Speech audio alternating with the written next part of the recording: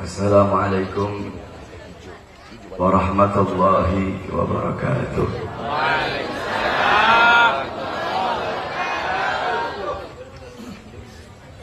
Bismillahirrahmanirrahim. Alhamdulillahi bil jalali wa syari'il harami wal halali.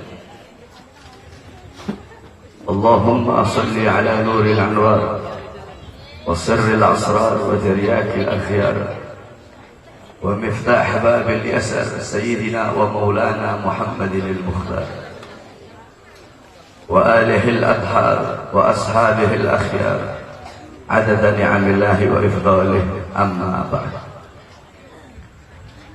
Yang saya cintai, yang saya muliakan, para alim ulama, para kiai, para asatid, para tokoh masyarakat, para sesepuh, para aparat pemerintah, ketua takmir masjid, imam masjid, ketua panitia peringatan Maulid Baginda Nabi besar Muhammad SAW, wabil khusus yang saya cintai, yang saya muliakan, Kiai Haji Syarbini, serta para kiai-kiai yang lain, para qori yang saya cintai, Bapak Haji Helvi, Bapak Haji Syarbini beserta para tokoh masyarakat, para aparat pemerintah, Bapak Camat, Lurah, beserta seluruh hadirin dan hadirat, Bapak-bapak, ibu-ibu, pemuda-pemudi umat baginda Nabi besar Muhammad sallallahu alaihi wasallam. Alhamdulillah, segala puji dan syukur kehadirat Allah Subhanahu wa taala. Dialah Allah Subhanahu wa ta'ala yang dimana Allah Subhanahu wa ta'ala telah memberikan kepada kita semua rahmat yang paling besar. Allah Subhanahu wa ta'ala telah menganugerahkan kepada kita karunia yang sangat besar. Allah telah memberikan kepada kita semua nikmat yang paling besar. Apa rahmat Allah terbesar untuk kita? Karunia Allah terbesar untuk kita, nikmat Allah terbesar untuk kita, rahmat, karunia dan nikmat Allah terbesar untuk kita adalah kita Allah jadikan sebagai umat baginda Nabi besar Muhammad sallallahu alaihi wasallam. Allah jadikan kita sebagai umat yang dimana para nabi-nabi terdahulu ingin menjadi sebagai umat baginda Nabi besar Muhammad. Ini adalah karunia yang Allah berikan kepada kita, tapi tidak Allah berikan kepada Nabi dan umat-umat terdahulu. Dalam kitab Khasa'is Umat Muhammadiyah dijelaskan bahwasanya Allah memberikan kepada umat baginda Nabi besar Muhammad kemuliaan, keutamaan, keagungan yang tidak pernah Allah berikan kepada umat-umat terdahulu. Bahkan sampai-sampai di dalam kitab Nasahihul Ibad dikatakan bahwasanya Nabi Allah Adam alaihi salam iri kepada umat baginda Nabi besar Muhammad. Apa yang Nabi Allah Adam irikan? Kata Nabi Allah Adam, aku iri kepada umat Muhammad karena Allah memberikan kepada mereka 4 macam kemuliaan yang tidak pernah Allah berikan kepadaku, tapi Allah berikan kepada mereka. Apa 4 macam kemuliaan tersebut? Yang pertama, kata Nabi Adam, aku ketika berbuat salah, Allah hanya terima taubatku ketika aku berada di kota Mekah, tidak di tempat yang lain. Setiap hari aku bertobat, setiap hari aku minta ampun, tapi tidak Allah terima taubatku. Ketika aku berada di kota Mekah, baru Allah terima taubatku. Akan tetapi bagi umat Muhammad, dimanapun mereka berada, jikalau mereka bertobat, akan Allah terima taubat. Kita umatnya Nabi taubat gak harus pergi ke Mekah. Tetapi Nabi Adam alaihissalam, Allah terima taubatnya ketika beliau berada di kota Mekah, baru diterima taubat oleh Allah. Kita dimanapun kita mau bertobat, Allah terima taubat kita. Itu pertama, kata Nabi Adam. Yang kedua, kata Nabi Allah Adam alaihissalam, aku ketika berbuat salah dalam keadaan berpakaian, tiba-tiba Allah lepas pakaianku sehingga aku dalam keadaan telanjang. Akan tetapi bagi umat Muhammad sebaliknya, mereka berbuat dosa dalam keadaan telanjang, tapi tetap Allah kasih mereka pakaian. Aku berbuat salah dalam keadaan berpakaian, Allah lepas pakaian. Umat Muhammad, mereka berbuat dosa dalam keadaan telanjang, tapi tetap Allah kasih mereka pakaian. Ini tidak Allah kasih kepada kita. Yang ketiga kata Nabi Adam, ketika aku berbuat salah, Allah pisahkan aku dengan istriku selama ratusan tahun. Para ulama berkata 450 tahun Allah pisahkan Adam dan Hawa. Akan tetapi bagi umat Muhammad, pagi, siang, sore, malam mereka berbuat dosa. Tidak Allah pisahkan mereka dengan anak dan istri mereka. Aku cuma satu kali berbuat salah, Allah pisahkan aku dengan Hawa selama ratusan tahun. Yang keempat kata Nabi Adam, aku berbuat salah di sorga. Aku berbuat salah di sorga. Allah murka, Allah keluarkan aku ke dunia. Bagi umat Muhammad sebaliknya, mereka berbuat dosa di dunia, kalau mereka meninggal husnul khatimah, Allah masukkan mereka ke surga. Sedangkan aku berbuat salah di surga, Allah keluarkan ke dunia. Umat Muhammad berbuat salah di dunia, Allah masukkan mereka ke surga. Ini 4 macam kemuliaan yang tidak pernah Allah berikan kepada aku, tapi Allah kasih untuk umat Muhammad. Aku iri kepada umat Muhammad. Dikatakan bahwasanya umat-umat terdahulu, kalau mereka berbuat dosa yang sangat besar, tidak akan Allah terima taubatnya sebelum mereka cari jurang yang tinggi, kemudian mereka loncat sampai mereka mati, baru taubatnya diterima oleh Allah. Kita tidak. Allah Subhanahu wa taala kasih kita keringanan, Allah kasih kita kemudahan. Umat-umat terdahulu, kalau anggota tubuh mereka terkena najis, maka harus dipotong. Kita tidak, cukup kita bersihkan dengan air. Allah Subhanahu wa taala kasih kemudahan kepada kita. Nabi Musa alaihissalam ingin menjadi umat Nabi Muhammad. Nabi Adam alaihissalam ingin menjadi umat Nabi Muhammad. Tetapi kita, tanpa kita minta, Allah telah jadikan kita sebagai umat baginda Nabi besar Muhammad. Ini karunia yang sangat besar. Ini adalah nikmat yang sangat besar dari Allah. Oleh karena itu bersyukurlah saya dan bersyukurlah kalian, karena kita dijadikan umat yang terbaik. Karena Allah jadikan kita umatnya baginda Nabi besar Muhammad, umat yang dirindukan oleh baginda Nabi. Ketika Nabi Muhammad sedang duduk bersama para sahabat, beliau berkata kepada para sahabatnya, wahai para sahabatku, aku rindu kepada satu golongan. Golongan itu adalah golongan-golongan yang mulia. Para sahabat berkata, ya Rasulullah, apakah mereka para malaikat? Kata Rasulullah, bagaimana mungkin malaikat tidak mulia, sedangkan mereka berada di sisi Allah. Ada lagi yang mulia. Apakah para nabi dan rasul? Kata Rasulullah, bagaimana mungkin nabi dan rasul tidak mulia, sedangkan Allah memberikan mereka wahyu. Ada lagi yang mulia. Apakah kami ya Rasulullah? Kata para sahabat, bagaimana mungkin kalian tidak mulia, sedangkan aku berada di tengah-tengah kalian. Ada lagi yang mulia. Kata para sahabat, engkau dan Tuhanmu yang lebih tahu ya Rasulullah. Sebelum menjawab, Nabi Muhammad menundukkan kepala. Ketika Nabi Muhammad menundukkan kepala, beliau menangis, saudara-saudara. Tangisan Nabi Muhammad basah sampai janggut beliau basah. Beliau berkata, golongan yang mulia ini, mereka adalah golongan yang aku rindukan. Mereka golongan yang tidak pernah melihatku, tidak pernah duduk sama-sama denganku, tidak pernah makan denganku, tidak pernah sholat di belakangku. Akan tetapi mereka beriman kepadaku, mereka cinta kepadaku, dan mereka rindu kepadaku.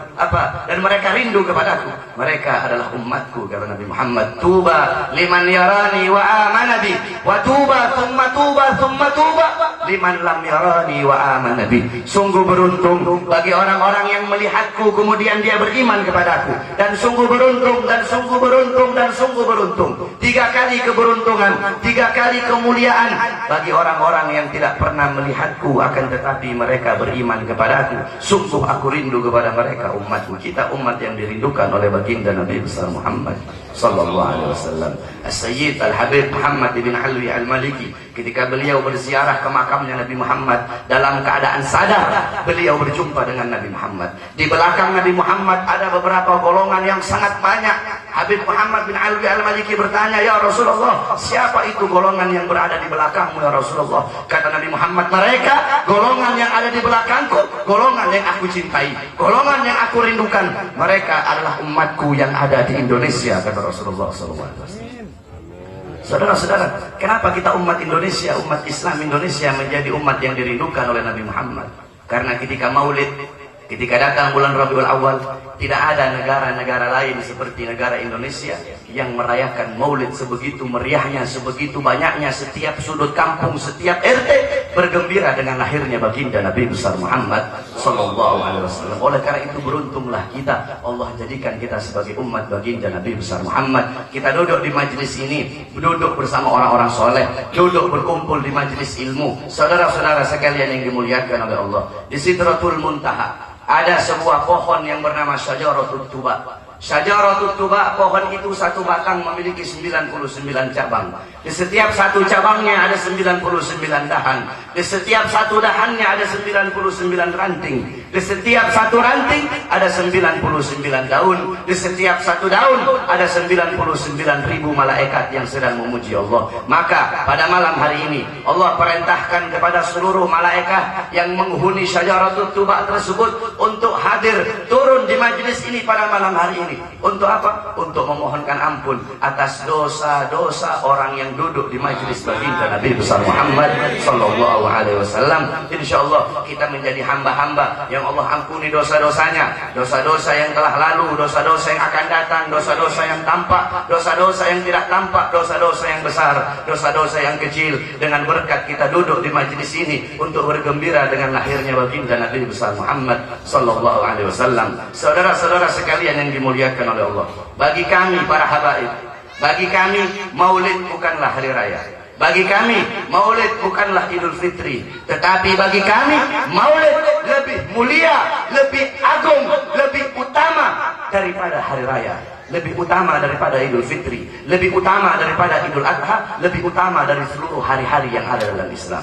Sampai-sampai di tempat saya itu di Sulawesi, semua santri-santrinya guru tua, semua santri-santrinya Habib Idrus bin Salim Al-Jufri Al-Khairat, kalau udah masuk Rabiul Awal, rumah kami semua kami cat baru, jalan kami benarkan, kami baguskan, kampung kami hias. 17 Agustus rumah kami tidak kami cat baru, kampung kami tidak kami hias, tetapi ketika datang maulid, rumah kami semua kami cat baru, jalan kami baguskan, rumah kami baguskan, kampung kami hias. Kenapa? Natafarrah, karena kami bergembira dengan lahirnya baginda Nabi besar Muhammad sallallahu alaihi wasallam. Saudara-saudara sekalian yang dimuliakan oleh Allah Subhanahu wa taala, dalam kitab Hawashi Syarwani ala Tuhfal Muhtaj, Hawashi Syarwani karangannya Imam Syarwani, Tuhfal Muhtaj karangannya Imam Ibnu Hajar Al-Haytami, yang merupakan kitab syarah daripada kitab Minhaj Al-Imam Nawawi, dikatakan bahwasanya afdalul layali, paling mulianya malam-malam dari seluruh malam, paling mulia yaitu malam kelahiran baginda Nabi besar Muhammad sallallahu alaihi wasallam. Itu paling mulia. Dalam kitab Hawashi Syarwani ala Tuhfatul Muhtaj, malam yang paling mulia malam kelahiran baginda Nabi besar Muhammad.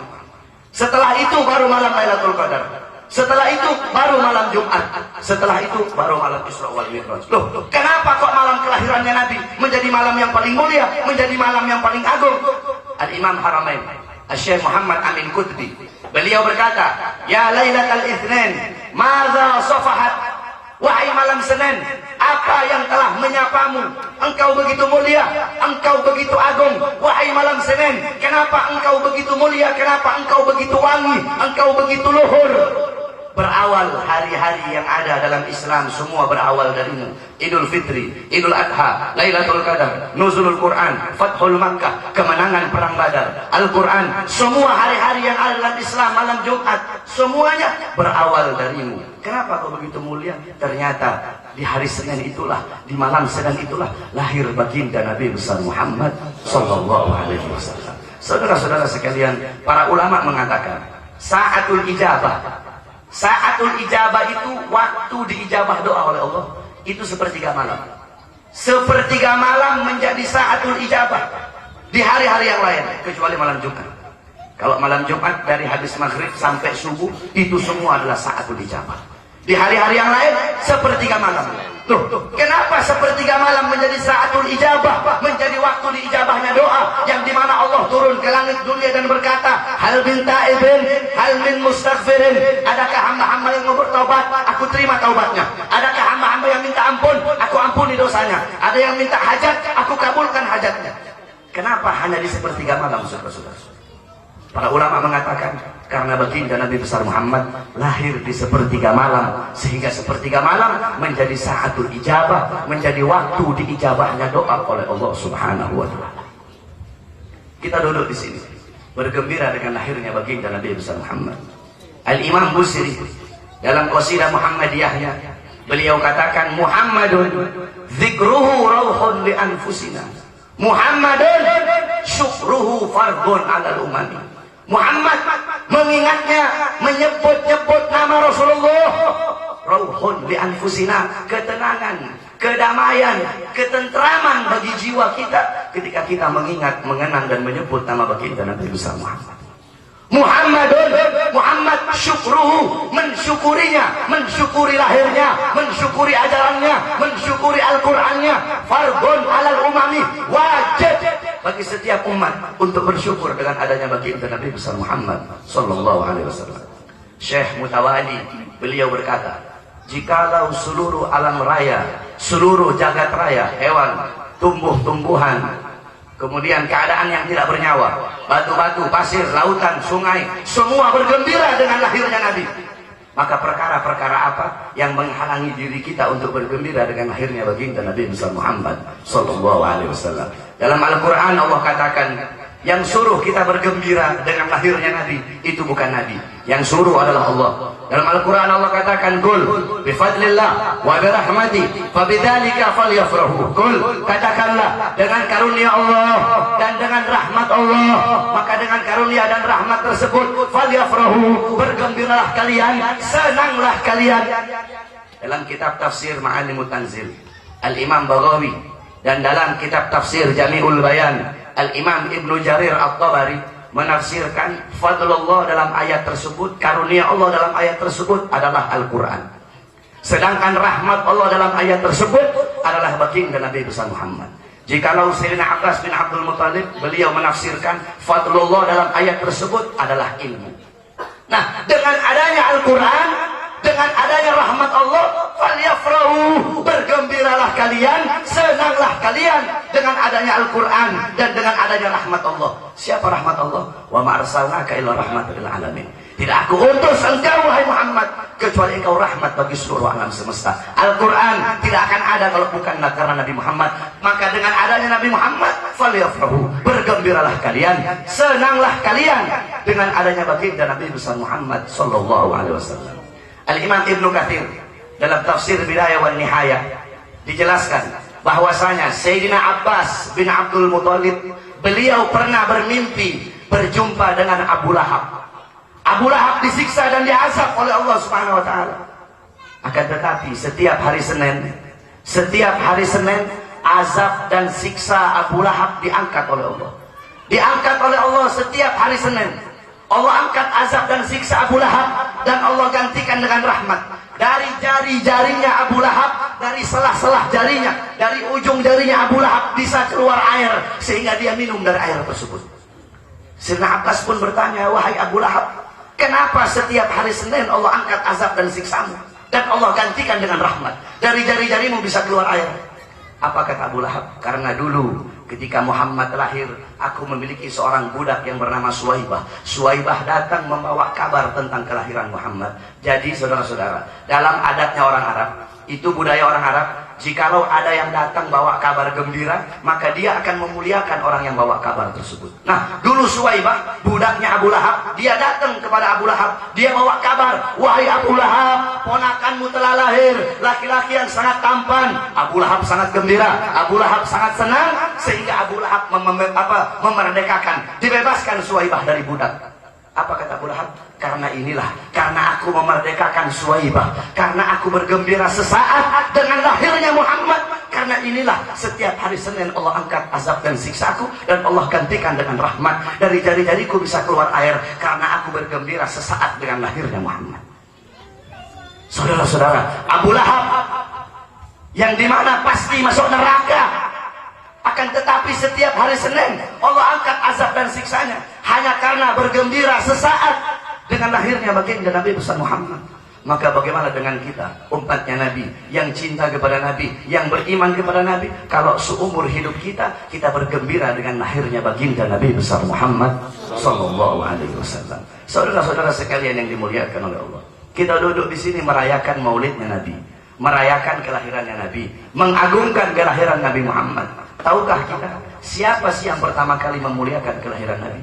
Siapa yang pertama kali mengagungkan kelahiran Nabi? Yang pertama kali mengagungkan dan memuliakan kelahiran Nabi adalah Allah Subhanahu wa Ta'ala. Dalam kitab Qisasul Anbiya, Al-Imam Ibnu Katsir dijelaskan dalam kitab tersebut, kita semua tahu bahwasanya Nabi Muhammad lahir di hari Senin pada tanggal 12 Rabiul Awal. Adapun tanggal kelahiran Nabi itu ulama yang paling banyak berpendapat yang paling kuat adalah 12 Rabiul Awal. Dari tanggal kelahiran Nabi. Amal fil, tahun gajah. Kenapa dinamakan tahun gajah? Wasumya ama wiladatihi amal fil. Dan dinamakan tahun kelahiran beliau itu tahun gajah. Lianna malikal Habasyah, karena Raja Habasyah mengutus tentara-tentara gajah lihadbil Ka'bah, untuk menghancurkan Ka'bah. Wa kana fi filun adim. Mereka menaiki gajah-gajah yang sangat besar. Makanya dinamakan pasukan gajah. Mereka datang untuk ingin menghancurkan Ka'bah. Tapi Allah punya rencana lain. Allah mengutus burung ababil, yang dimana burung ababil bawa batu dari neraka Sijil. Satu ekor burung bawa 3 buah batu. Satu batu ditaruh di mulutnya, 2 batu ditaruh di kakinya. Itu burung terbang, dia bawa batu dari neraka Sijil, dia lemparkan di atas kepala tentara gajah. Ketika itu batu dari neraka kena di atas kepala tentara gajah, tembus sampai ke kaki. Allah hancurkan. Mereka jadi bagaikan makanannya ulat. Jadi kayak daun yang habis dimakan sama ulat. Jadi kayak makanannya ulat, saudara. Kenapa Allah hancurkan pasukan gajah di hari kelahiran Nabi? Padahal tidak mustahil bagi Allah. Sebelum itu bisa saja Allah hancurkan. Tapi kenapa di tahun kelahiran Nabi, di hari kelahiran Nabi? Ikraman, untuk memuliakan dan mengagungkan kelahiran baginda Nabi besar Muhammad. Begitu cara Allah merayakan kelahiran Nabi Muhammad. Siapa yang menghancurkan kekaisaran Romawi? Istana Romawi, 14 balkon, jendela, tiang-tiangnya rubuh ketika lahirnya Nabi Muhammad. Siapa yang merubuhkan? Allah. Padahal tidak mustahil bagi Allah. Kalau Allah mau rubuhkan sebelum lahirnya Nabi juga bisa. Loh, kenapa kok hanya harus di hari lahirnya Nabi? Ikraman, untuk memuliakan dan mengagungkan kelahiran baginda Nabi besar Muhammad. Siapa yang memadamkan api Majusi? Api Majusi yang selama ribuan tahun tidak pernah padam, ketika Nabi Muhammad lahir dipadamkan oleh Allah. Siapa yang memadamkan? Allah. Padahal tidak mustahil. Kalau Allah mau padamkan sebelum lahirnya Nabi, bisa saja bagi Allah. Kenapa Allah padamkan di hari lahirnya Nabi? Ikraman, untuk memuliakan dan mengagungkan kelahiran baginda Nabi besar Muhammad. Dalam kitab Zabur dikatakan, saudara-saudara, jikalau sumur-sumur kalian yang telah kering memancarkan air kembali, maka itu alamat Nabi akhir zaman telah lahir. Dalam Injil, jikalau pohon-pohon kurma yang telah mengering bertumbuh kembali, itu alamat Nabi akhir zaman telah lahir. Ketika Nabi Muhammad lahir, pohon kurma yang kering tumbuh kembali. Apa sumur-sumur yang kering memancar airnya kembali? Siapa yang memancarkan air dari sumur yang kering? Allah. Siapa yang akan menumbuhkan daun-daun kurma yang kering? Allah. Kenapa di hari lahirnya Nabi? Kenapa tidak di hari-hari sebelumnya? Padahal bisa saja, tidak mustahil bagi Allah. Kenapa di hari lahirnya Nabi? Ikraman, untuk memuliakan dan mengagungkan kelahiran baginda Nabi besar Muhammad Sallallahu Alaihi Wasallam. Siapa yang mengutus 4 wanita mulia, 4 wanita suci, diutus oleh Allah Subhanahu Wa Taala? Ummuna Hawa, ibunya kita manusia, yaitu Sayyidatuna Hawa, Sayyidatuna Sarah, Sayyidatuna Asiyah, Sayyidatuna Maryam. Siti Hawa, istrinya Nabi Adam. Sayyidatuna Sarah, istrinya Nabi Allah Ibrahim. Sayyidatuna Asiyah, istrinya Fir'aun. Sayyidatuna Maryam, wanita suci, ibunya Nabi Allah Isa alaihissalam. 4 wanita mulia ini diutus oleh Allah untuk datang menemani Sayyidatuna Aminah ketika akan melahirkan baginda Nabi besar Muhammad. Datang 4 wanita mulia ini, mereka berkata, wahai Aminah, engkau wanita paling mulia, engkau wanita paling beruntung di bumi dan di langit. Tidak ada wanita yang beruntung sepertimu, tidak ada. Engkau wanita paling beruntung di bumi dan paling beruntung di langit. Karena dari rahim muliamu Allah pilih engkau yang akan melahirkan seorang manusia paling mulia, yaitu baginda Nabi besar Muhammad SAW. Siapa yang mengutus 4 wanita mulia ini? Allah. Kenapa? Ikraman, untuk memuliakan kelahiran baginda Nabi besar Muhammad. Bagaimana Allah memuliakan Sayyidatuna Aminah, sampai-sampai ada ulama yang mengatakan bahwasanya Rasulullah itu lahir bukan seperti kita.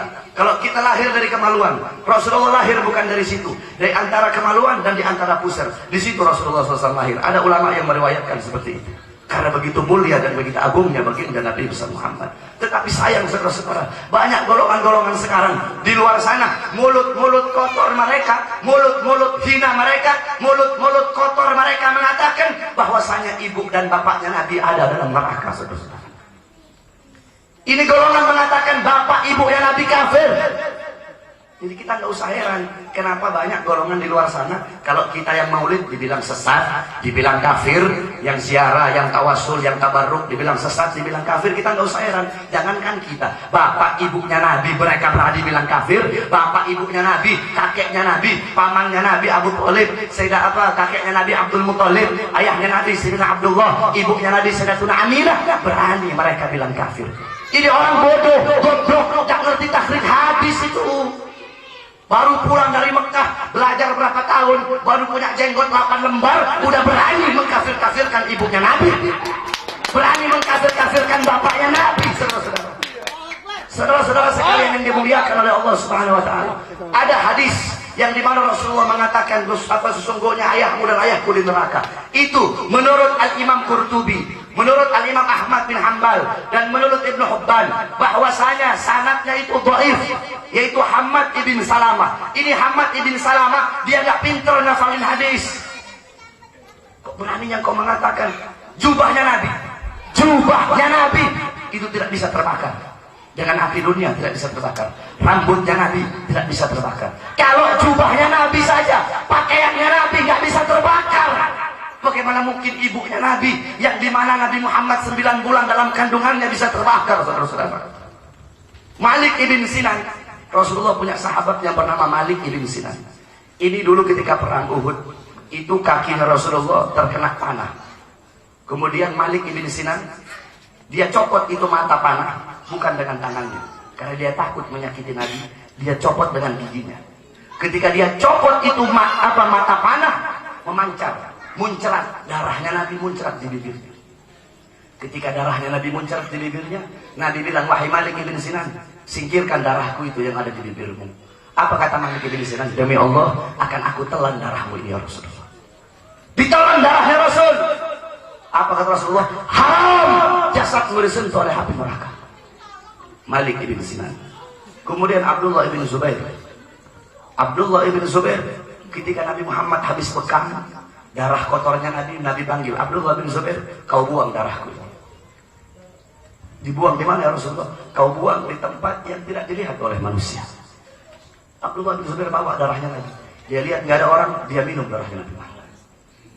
Sesudah dia minum, dia pergi lagi, ya Rasulullah, sudah aku buang ya Rasulullah. Di mana kau buang? Aku buang di tempat yang tidak dilihat oleh orang. Kata Nabi, jangan-jangan kau minum darahku. Betul ya Rasulullah, aku minum darahmu ya Rasulullah. Apa kata Rasul? Haram! Jasadmu tidak akan dicelakai oleh manusia. Jasadmu tidak akan disentuh oleh api neraka. Malik ibn Sinan, Abdullah ibn Zubair. Kemudian Sayyidina Ukasyah. Ukasyah, Nabi Muhammad sebelum beliau wafat, beliau kumpulkan para sahabat. Beliau berkata, umurku sudah tidak lagi panjang. Maka jikalau aku memiliki salah kepada kalian, aku ridha kalian kisos, kalian balas aku jikalau aku punya salah kepada kalian. Semua sahabat pun terdiam. Tiba-tiba ada satu sahabat yang bernama Ukasyah. Dia pun mengangkat tangan, ya Rasulullah, aku ingin menuntut balas ya Rasulullah. Aku ingin balas kau ya Rasulullah. Dulu ketika perang, ketika ontaku dan ontamu berada di depan sama-sama, ketika kau akan cambuk ontamu, cambukmu mengenai perutku ya Rasulullah. Maka aku ingin menuntut balas ya Rasulullah. Mendengar itu Sayyidina Umar bin Khattab berdiri. Sayyidina Umar berdiri, Sayyidina Umar berkata, wahai Ukasyah, jangan berani kau macam-macam ingin membalas Rasul. Kalau kau mau balas, balaslah aku wahai Ukasyah. Sayyidina Umar Bakar Siddiq, balas aku ya Ukasyah. Aku sahabat dekat dengan Nabi, aku yang di goa bersama Nabi. Balaslah aku wahai Ukasyah. Berdiri Sayyidina Ali bin Abi Thalib, wahai Ukasyah, aku sepupunya Nabi, keluarganya Nabi, dari kecil bersama Nabi, anak mantunya Nabi, balaslah aku wahai Ukasyah, jangan kau sentuh Nabi Muhammad. Apa kata Rasulullah? Wahai Bilal, pergilah engkau ke rumahku dan mintakan cambukku yang dulu pernah aku gunakan untuk tidak sengaja mencambuknya, minta kepada Fatimah. Pergi Bilal ke rumah atas perintah Nabi Muhammad. Bilal pun berkata, wahai Fatimah, Rasulullah memerintahkan aku untuk mengambil cambuknya. Siti Fatimah berkata, untuk apa wahai Bilal? Cambuk itu akan digunakan Ukasyah untuk mengkisos Rasulullah. Kaget Sayyidatuna Fatimah. Apa kata beliau? Demi Allah, bilang kepada Ukasyah, tidak usah dia membalas ayahku. Aku adalah dagingnya Nabi, aku putrinya Nabi, biarlah aku yang dikisos, jangan Nabi Muhammad SAW. Tapi ini semua atas perintah Nabi. Dibawa cambuknya Nabi, Nabi kasih kepada Ukasyah. Wahai Ukasyah, ini cambuklah kepada Ukasyah. Ukasyah berkata, apa ya Rasulullah, ketika itu aku dalam keadaan membuka pakaian ya Rasulullah. Bagaimana mungkin aku ingin mencambukmu sedangkan engkau dalam keadaan berpakaian ya Rasulullah. Lepas pakaianmu ya Rasulullah. Karena waktu itu aku dalam keadaan tidak berpakaian, dalam keadaan tidak pakai baju. Dilepas bajunya Rasulullah. Ketika dilepas bajunya Rasulullah, tercium wangi surga saudara-saudara. Ketika dilepas bajunya Rasulullah SAW, terlihat keindahan tubuh Nabi Muhammad. Ketika melihat itu, Ukasyah pun melempar cambuknya. Dia melari di hadapan Nabi, dia cium perutnya Nabi Muhammad. Dia berkata, ya Rasulullah, siapa yang berani menuntut balas kepadamu ya Rasulullah? Ini hanya caraku agar bibirku bisa menyentuh perutmu ya Rasulullah. Apa kata Rasulullah? Wahai Ukasyah, haram jasadmu disentuh api neraka. Saudara-saudara, Malik ibn Sinan, Abdullah ibn Zubair, Ukasyah, haram jasadnya disentuh api neraka. Malik bin Sinan, Abdullah bin Zubair pernah meminum darah Nabi. Ukasyah pernah mencium perutnya Nabi. Haram jasadnya disentuh api neraka. Bagaimana mungkin ibunya Nabi, yang dimana Nabi Muhammad darah dagingnya beliau, bagaimana mungkin ibunya Nabi akan masuk neraka, saudara-saudara? Kalau memang ibunya Nabi dalam neraka, kalau memang ibunya Nabi dalam neraka, api neraka tidak akan bisa membakar beliau. Kalau api neraka tidak akan bisa membakar beliau, berarti Allah melakukan pekerjaan yang sia-sia. Sedangkan mustahil bagi Allah untuk melakukan perbuatan dan pekerjaan yang sia-sia. Ibunya Nabi, yang dimana beliau ketika melahirkan Nabi, dalam kisah Anbiya, ketika beliau melahirkan Nabi, di usia kandungan pertama didatangi oleh Nabi Allah Adam, usia kandungan kedua didatangi oleh Nabi Allah Nuh, usia kandungan ketiga didatangi oleh Nabi Allah Idris, usia kandungan keempat didatangi oleh Nabi Allah Ibrahim, usia kandungan kelima didatangi oleh Nabi Allah Ismail, usia kandungan keenam didatangi oleh Nabi Allah Daud, usia kandungan ketujuh didatangi oleh Nabi Allah Sulaiman, usia kandungan kedelapan didatangi oleh Nabi Allah Musa, usia kandungan kesembilan didatangi oleh Nabi Allah Isa alaihissalam. Para nabi dan para rasul datang di dalam mimpinya Sayyidatuna Aminah ketika beliau sedang mengandung baginda Nabi besar Muhammad, yang dimana para nabi dan para rasul datang dalam mimpinya, dalam tidurnya, dan berkata, wahai Aminah, jaga betul-betul kau punya anak ini, karena anakmu akan menjadi seorang manusia yang paling mulia yang pernah berjalan di muka bumi dan berjalan di muka langitnya Allah Subhanahu wa taala. Dan ketika dia lahir kelak, namakan dia dengan nama Muhammad. Saudara-saudara, demi Allah, kalau ibunya Nabi nanti di akhirat nggak selamat, kita semua tidak akan selamat, saudara-saudara. Kalau ibunya Nabi celaka pada hari itu, kita semua juga akan celaka pada hari itu.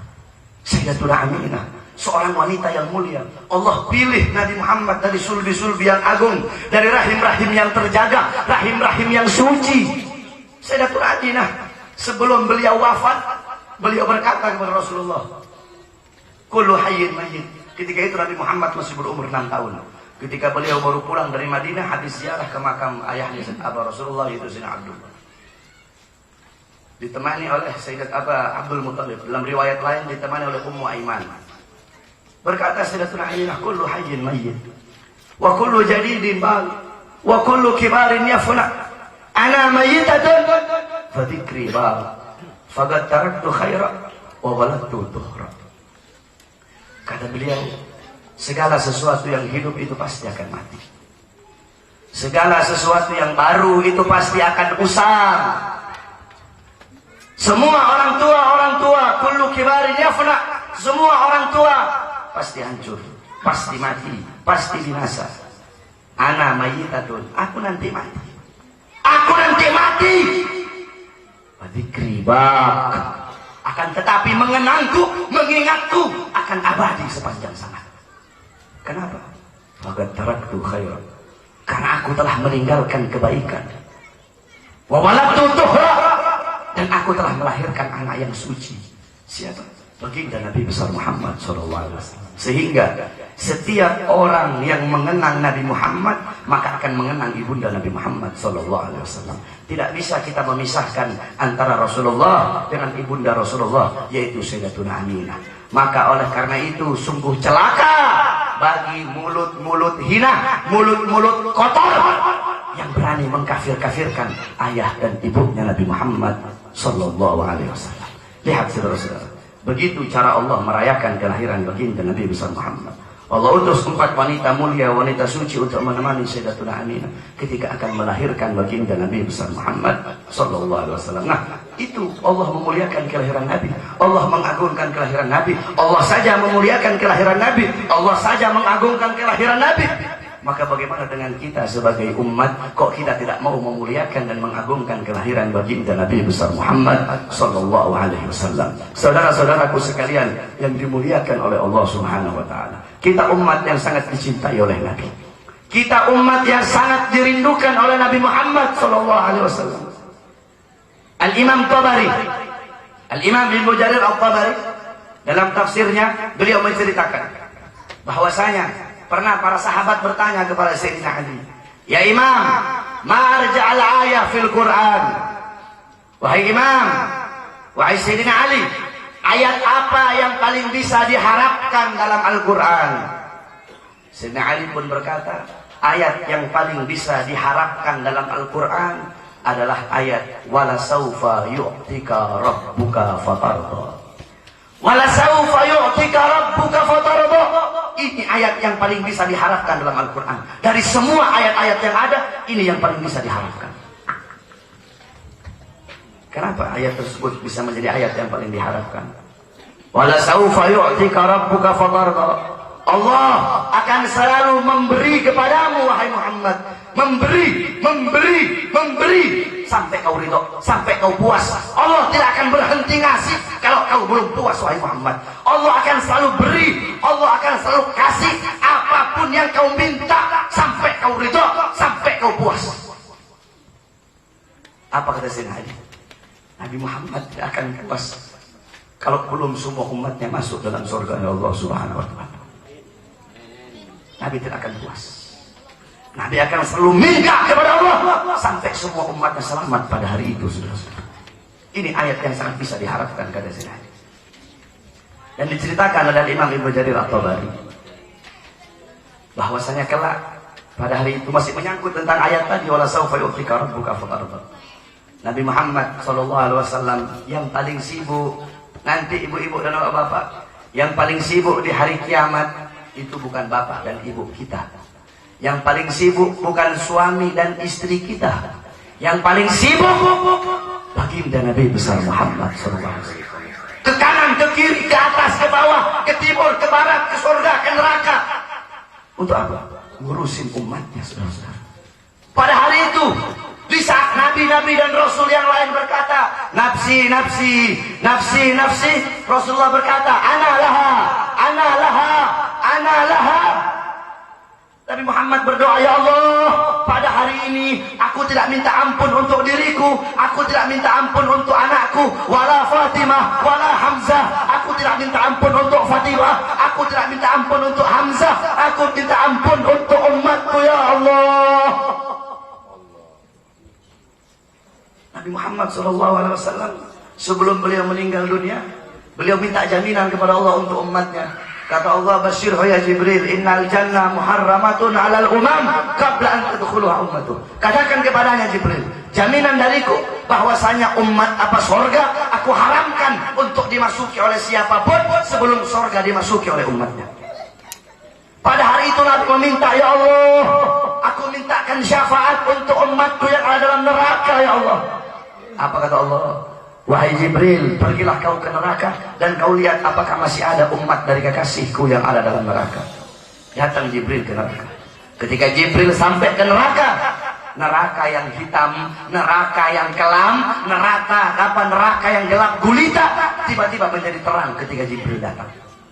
Para penghuni neraka berkata, ada apa ini? Siapa yang datang? Kok tiba-tiba ini neraka yang hitam kelam jadi terang menderang? Ternyata yang datang adalah Sayyidina Jibril. Jibril melihat masih adakah umat Nabi, dilihat, dicari oleh Jibril. Jibril pun memberi laporan, ya Allah, masih ada beberapa golongan daripada umat Rasulullah yang ada dalam neraka. Ya Allah. Mendengar itu Nabi Muhammad lari, saudara-saudara. Nabi Muhammad lari menuju neraka. Yang lari bukan bapak ibu mereka, bukan anak istri mereka, tapi Nabi kita, baginda Nabi besar Muhammad. Nabi Muhammad lari ke neraka. Ketika Nabi pergi ke neraka, tiba-tiba api neraka menjadi padam, saudara-saudara. Api neraka yang begitu dahsyat menjadi padam ketika datangnya baginda Nabi besar Muhammad. Bapak tahu itu api neraka? Api neraka ada 4 macam. Api yang berwarna merah, api yang berwarna biru, api yang berwarna hitam, dan yang paling panas api yang berwarna putih. Kita tidak usah bicarakan api yang berwarna putih. Api yang berwarna merah itu ketika Allah ciptakan itu api, Allah ambil uapnya. Allah ambil uap, Allah rendam di telaga Al-Kausar selama 15.000 tahun Allah rendam. 15.000 tahun berlalu Allah angkat. Ini uapnya. Allah katakan bawa ini api ke dunia. Ketika Allah taruh ini apa? Ketika Allah bawa ini api ke dunia karena Nabi Allah Adam alaihissalam, ketika Allah keluarkan Nabi Allah Adam alaihissalam dari surga, Nabi Allah Adam ingin makan suatu apa? Ketika itu Nabi Allah Adam alaihissalam ingin makan hewan, tetapi tidak ada api di dunia. Kalau di surga tinggal apa yang disebutkan dalam hati, tahu-tahu ada. Tapi ketika itu tidak ada api, Nabi Adam pun minta api kepada Allah Subhanahu Wa Taala. Maka Allah perintahkan kepada malaikat untuk membawa uap daripada api yang berwarna merah tersebut. Ketika dibawa itu api, tiba-tiba di dunia hampir terbakar. Itu cuma uapnya yang direndam selama 15.000 tahun. Akhirnya uap tersebut ditaruh di atas gunung. Ketika ditaruh itu uap di atas gunung, itu gunung meleleh sampai jadi mahma, sampai jadi larva. Makanya sekarang ini di gunung-gunung itu, dalam gunung itu pasti ada mahma. Kenapa? Itu adalah bekas daripada uap api neraka yang dulu ketika Nabi Adam minta untuk membakar satu hewan. Itu api yang begitu dahsyat di neraka menjadi padam ketika datang baginda Nabi besar Muhammad SAW. Para penghuni neraka berkata, siapa lagi ini yang datang? Kok sampai-sampai ini api neraka jadi padam? Yang datang baginda Nabi. Nabi lihat masih adakah umatnya? Ternyata ada beberapa golongan, saudara. Nabi pun minta kepada Allah, ya Allah, aku mintakan syafaatku untuk mereka, ya Allah. Apa kata Allah? Wahai Muhammad, jikalau mereka tidak bisa aku ampuni, walaupun kau memohon, tidak bisa aku ampuni mereka. Sebab kalau aku ampuni mereka, berarti aku melanggar janjiku, wahai Muhammad. Dosa-dosa umatmu yang lain bisa aku ampuni, tetapi mereka ini golongan yang berbuat dosa satu ini tidak bisa aku ampuni. Karena kalau aku ampuni mereka, aku melanggar janji. Coba bayangkan, dosa apa yang diperbuat oleh golongan tersebut sehingga ketika Nabi memintakan syafaatnya tidak Allah kasih. Siapa golongan itu? Itu adalah golongan anak-anak yang durhaka kepada kedua orang tuanya. Bukankah Rasulullah berkata, ridallahu fi ridal walidaini, ridhonya Allah terletak di dalam keridhaan orang tuanya. Maka seorang anak walaupun sholat ribuan tahun, walaupun sujud sampai dahinya hancur, puasa sampai badannya kurus tinggal tulang, sedekah sampai hartanya habis, kalau tidak taat kepada kedua orang tua, tidak mendapatkan ridha dari orang tua, tidak akan mendapatkan ridha dari Allah Subhanahu Wa Taala. Apa kata Allah Subhanahu Wa Taala?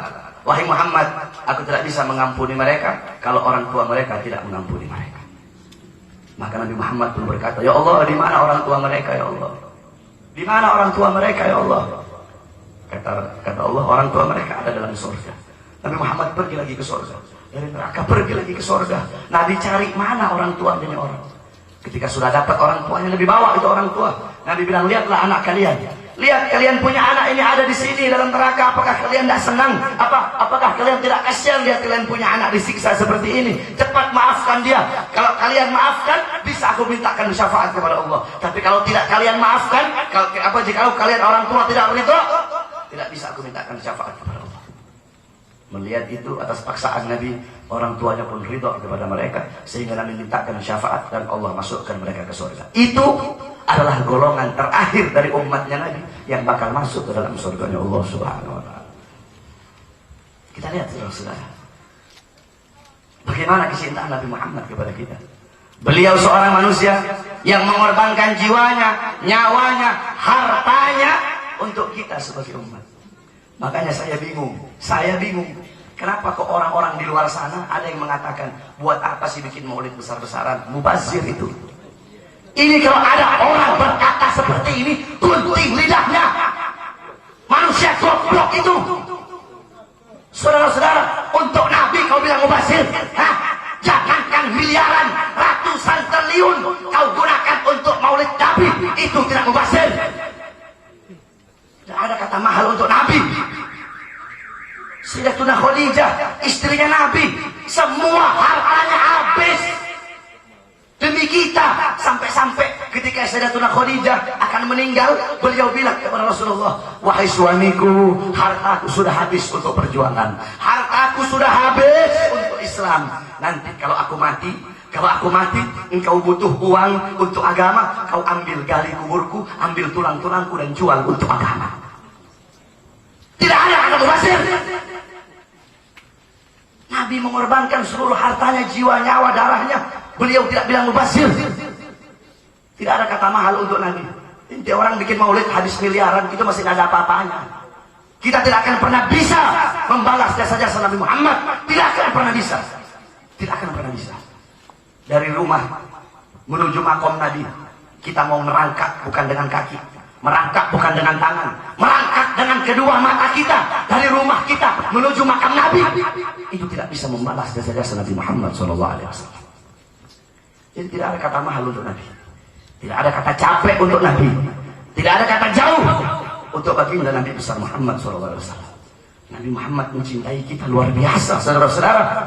Sampai-sampai qala Sayyidina Ali karamallahu wajhah, inna Rasulullah fi akhir nafsi harakat shafatayhi marratain falqaitu sam'i fasami'tuhu yaqul ummati ummati faqabida Rasulullah wa qala law kanat ad-dunya tadumu li wahidin la kana Rasulullah fiha mukhallada. Apa kata Sayyidina Ali sebelum Nabi Muhammad wafat? Pada detik-detik terakhir wafatnya Nabi, aku melihat beliau menggerakkan bibirnya dengan 2 kali gerakan. Aku dekatkan telingaku, aku mendengar beliau berkata, ummati, ummati, faqabida Rasul. Meninggal Nabi Muhammad SAW. Wagal, dan beliau berkata, Sayyidina Ali berkata, lau kanatid dunya tadumu liwahidin, la kana Rasulullah fiha mukhallada. Andaikan bisa satu manusia, satu wujud yang hidup abadi selain Allah, maka yang paling pantas itu adalah Nabi Muhammad SAW. Andaikan bisa. Karena begitu mulia Nabi Muhammad, karena begitu agung Nabi Muhammad.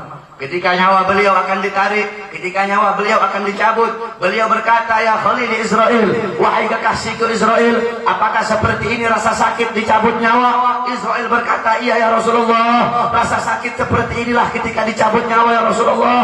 Ya wahai Israel, apakah rasa sakit seperti ini juga yang nanti akan dialami oleh umatku? Iya ya Rasulullah, rasa sakit seperti itulah yang nanti akan dialami oleh umatmu ya Rasulullah. Mendengar itu Nabi Muhammad menangis. Tangisan terakhir Nabi, keluar air mata terakhirnya Nabi. Nabi mengangkat tangan, Nabi berdoa, meminta kepada Allah. Permohonan terakhir Nabi, permintaan terakhir Nabi, ya Allah, ringankanlah, ya Allah, mudahkanlah sakratul maut umatku, ya Allah, jangan kau kasih umatku rasa sakit ketika sakratul maut, ya Allah. Aku Nabi mereka, aku pemimpin mereka, ya Allah, aku penanggung jawab mereka, biar aku menanggung seluruh penderitaan siksaan sakratul maut umatku. Ya Allah, biar aku menanggung rasa sakit dari sakratul maut umatku. Kita sebagai umat, apa yang telah kita lakukan untuk Nabi? Kedua mata kita memandang hal-hal yang diharamkan oleh Nabi. Kedua mulut kita berbicara hal-hal yang diharamkan oleh Nabi. Kedua tangan kita merampas hak-hak yang dilarang oleh Nabi. Perut kita makan hal-hal yang diharamkan oleh Nabi. Kedua kaki kita melangkah ke tempat-tempat yang dilarang oleh Nabi. Engkau mengaku cinta Nabi, tapi engkau makan berdiri. Engkau mengaku cinta Nabi, tapi engkau kencingnya berdiri. Engkau mengaku cinta Nabi, tapi engkau jauh dari sunnah-sunnah Nabi Muhammad. Engkau mengaku cinta Nabi, tapi masjidmu sepi. Engkau mengaku cinta Nabi, tapi musolamu sepi. Engkau mengaku cinta Nabi, tapi subuh kau masih ngiler, subuh kau masih tertidur. Engkau mengaku cinta Nabi, tapi kau langkahkan kakimu ke tempat-tempat musuhnya Nabi. Engkau mengaku cinta Nabi, tapi kau biarkan wanita-wanitamu memakai pakaian musuh-musuhnya Nabi. Engkau mengaku cinta Nabi, tetapi berat kakimu untuk melangkah ke majelis-majelisnya Nabi. Engkau mengaku cinta Nabi, tapi kau jauh dari golongan-golongan yang dicintai oleh Nabi. Engkau mengaku cinta Nabi, tapi kau biarkan anak yatim. Kau mengaku cinta Nabi, tapi kau biarkan fakir miskin. Sedangkan Nabi Muhammad abal yatama wal masakin. Nabi Muhammad itu bapaknya anak-anak yatim, bapaknya orang-orang miskin. Bagi orang-orang yang membiarkan anak yatim kelaparan, berarti mereka telah membiarkan Nabi Muhammad kelaparan. Bagi orang-orang yang membiarkan anak yatim ketika mereka butuh pertolongan tak ditolong, berarti orang itu tidak mau menolong baginda Nabi besar Muhammad. Sebab anak-anak yatim dan fakir miskin adalah golongan-golongan yang sangat dicintai oleh baginda. Kau mengaku cinta Nabi, tapi kau telantarkan anak yatim. Kau mengaku cinta Nabi, tapi kau telantarkan fakir miskin. Engkau mengaku cinta Nabi, tapi kau jauh dari Al-Quran. Engkau mengaku cinta Nabi, tapi lidahmu kering dari bersalawat kepada baginda Nabi besar Muhammad. Bagaimana kecintaan para sahabat? Bagaimana kecintaan para sahabat? Apa diriwayatkan oleh Al-Ghadi Al-Iyad. Al-Ghadi Al-Iyad meriwayatkan ada seorang wanita. Ketika Nabi sudah wafat, Nabi Muhammad dikubur. Ada seorang wanita datang kepada Sayyidatuna Aisyah. Wanita tersebut berkata, wahai Aisyah, ikshifni kubrin Nabi. Bukakan, singkapkan bagiku kuburnya Nabi Muhammad. Singkapkan bagiku kuburnya Nabi. Kemudian Sayyidatuna Aisyah menyingkapkan kuburnya Nabi. Ketika disingkapkan kuburnya Nabi, masuk itu orang ke dalam. Kemudian ini wanita bakat hatta mata. Ini wanita menangis di situ sampai dia mati ketika itu juga. Kenapa saudara-saudara? Ketika dibuka kuburnya Nabi, dia masuk, dia nangis sampai dia mati. Rindu kepada Nabi Muhammad SAW. Itu cinta saudara-saudara. Diriwayatkan di zaman Nabi Muhammad ada seorang wanita. Ada seorang wanita yang sangat cinta kepada Nabi.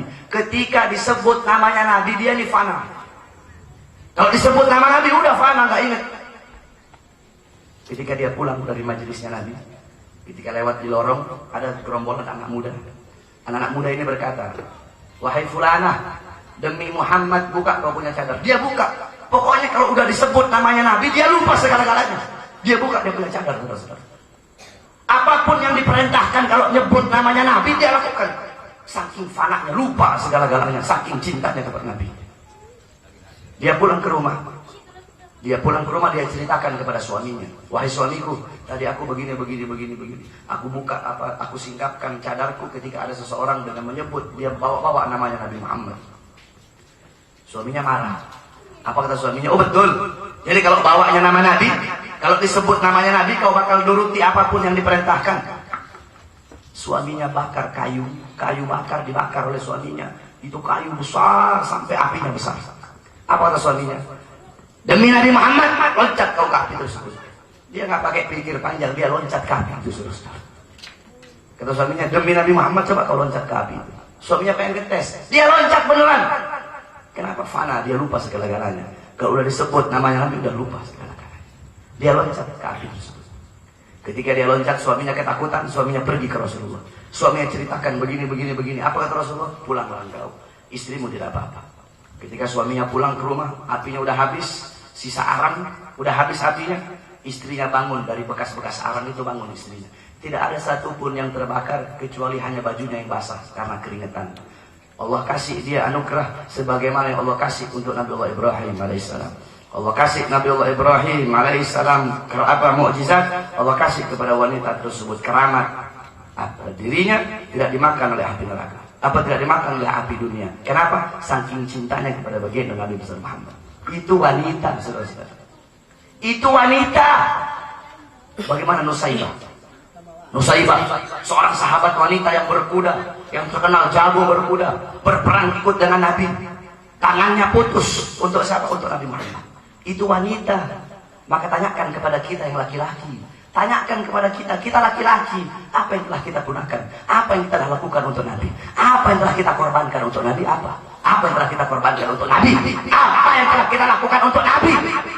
Asma binti Abu Bakar, seorang wanita yang tua renta. Wanita apa? Seorang wanita yang hamil tua. Asma dalam keadaan hamil tua, dia rela naik gunung, kakinya tidak pakai alas kaki, kakinya berdarah hanya untuk bawa makanan untuk Nabi. Maka apa yang bikin kaki kita berat untuk datang ke masjid? Apa yang bikin kaki kita berat untuk datang ke majelis-majelisnya Nabi? Jikalau wanita-wanita di zaman Nabi segitu cintanya sama Nabi. Siti Khansa, bagaimana Siti Khansa kecintaannya kepada Nabi? Dia kirim semua anaknya pergi, anaknya yang paling tua, yang tengah, yang terakhir, semua anaknya dia kirim untuk berperang bersama Nabi. Ketika pulang satu sahabat dari perang berkata, wahai Khansa, anak tuamu, anakmu yang paling tua mati syahid. Apa kata Siti Khansa? Bagaimana keadaannya Nabi? Datang lagi satu sahabat, wahai Khansa, anakmu yang nomor 2 syahid. Apa kata Siti Khansa? Bagaimana keadaan Nabi? Datang lagi satu sahabat, Khansa, anakmu yang terakhir sudah mati syahid. Apa kata beliau? Bagaimana kabarnya Nabi? Kata sahabat, wahai Khansa, kami memberi kabar kepadamu tentang kematian anak-anakmu, tapi yang kau tanya bagaimana kabarnya Nabi? Bagaimana kabarnya Nabi? Apa kata Siti Khansa? Jikalau aku punya ribuan anakku aku kirim bersama Nabi, mereka mati, aku akan senang, aku tidak khawatir. Tapi aku khawatir jikalau sesuatu apapun yang terjadi kepada kekasihku baginda Nabi besar Muhammad sallallahu alaihi wasallam. Lihat bagaimana kecintaan wanita-wanita itu kepada Nabi. Itu wanita.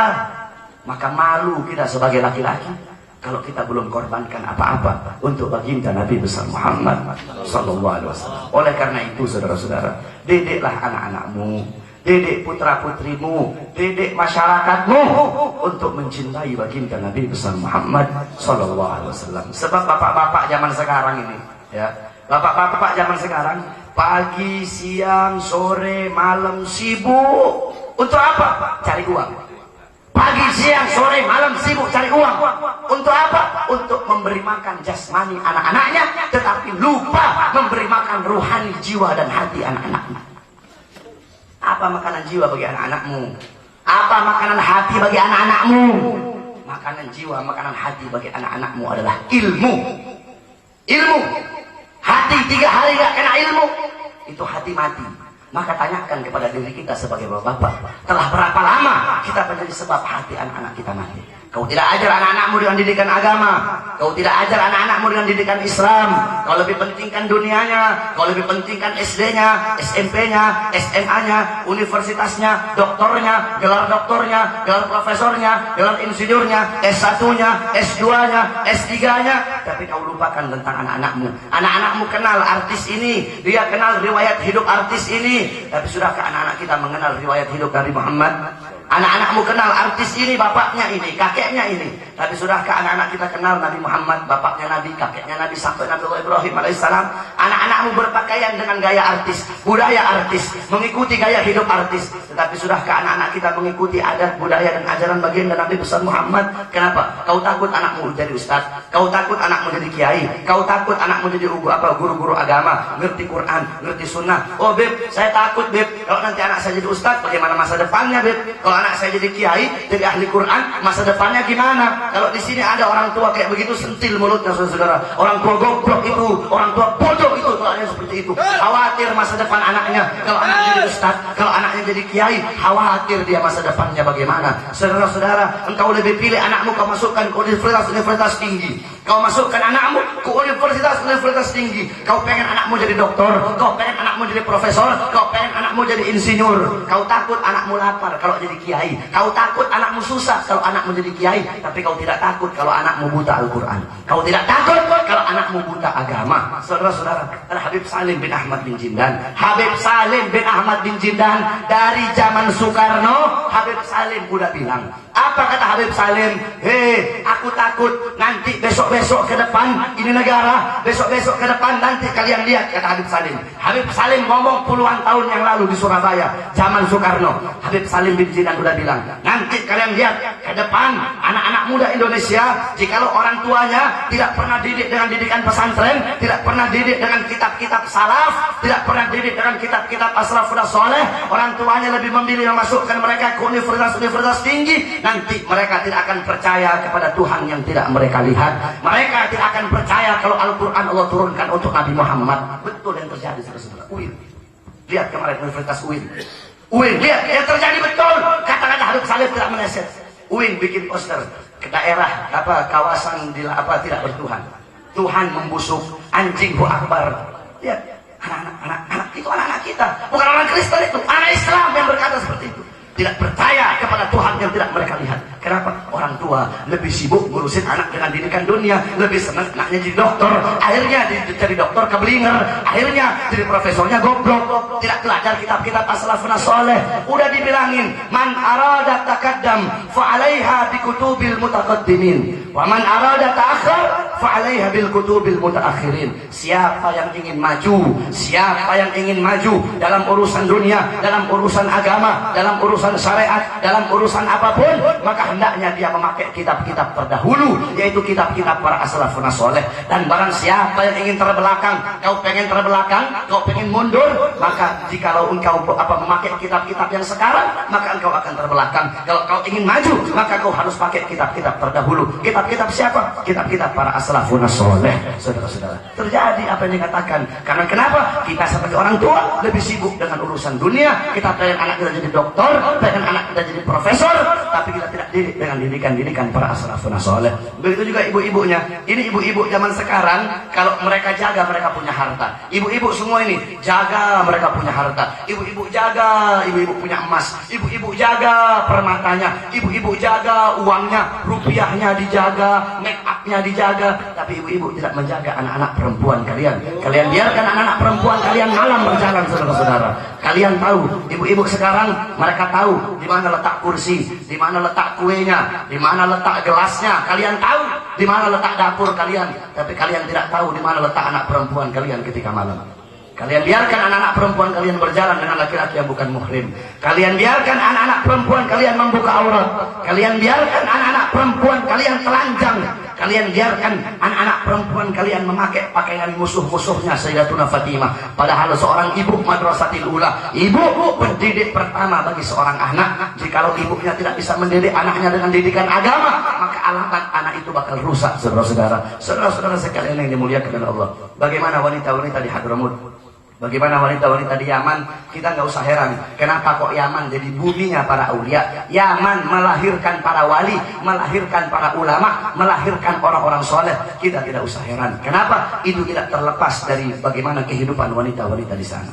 Ibu-ibu mau tahu? Wanita di Hadramut, di Tarim, Inat, Syehir, Seiwun, wanita di Hadramut, itu mereka seumur hidup keluar cuma 3 kali. Seumur hidup mereka keluar cuma 3 kali. Pertama, ketika mereka masih kecil, mereka keluar bersama bapaknya. Kedua, ketika mereka nikah, diambil oleh suaminya dari rumah menuju rumah suaminya. Yang ketiga, ketika mereka mati dibawa ke kubur. Cuma itu mereka keluar rumah. Seumur hidup 3 kali mereka keluar rumah. Jangan heran kenapa wanita-wanita di sana melahirkan wali, melahirkan orang-orang soleh. Itu tidak terlepas dari zuhudnya mereka, jadiahnya mereka, sering menahan lapar, takutnya mereka kepada Allah, tidak ngerti urusan-urusan dunia. Contoh Syarifah Alwiyah Al-Jufri.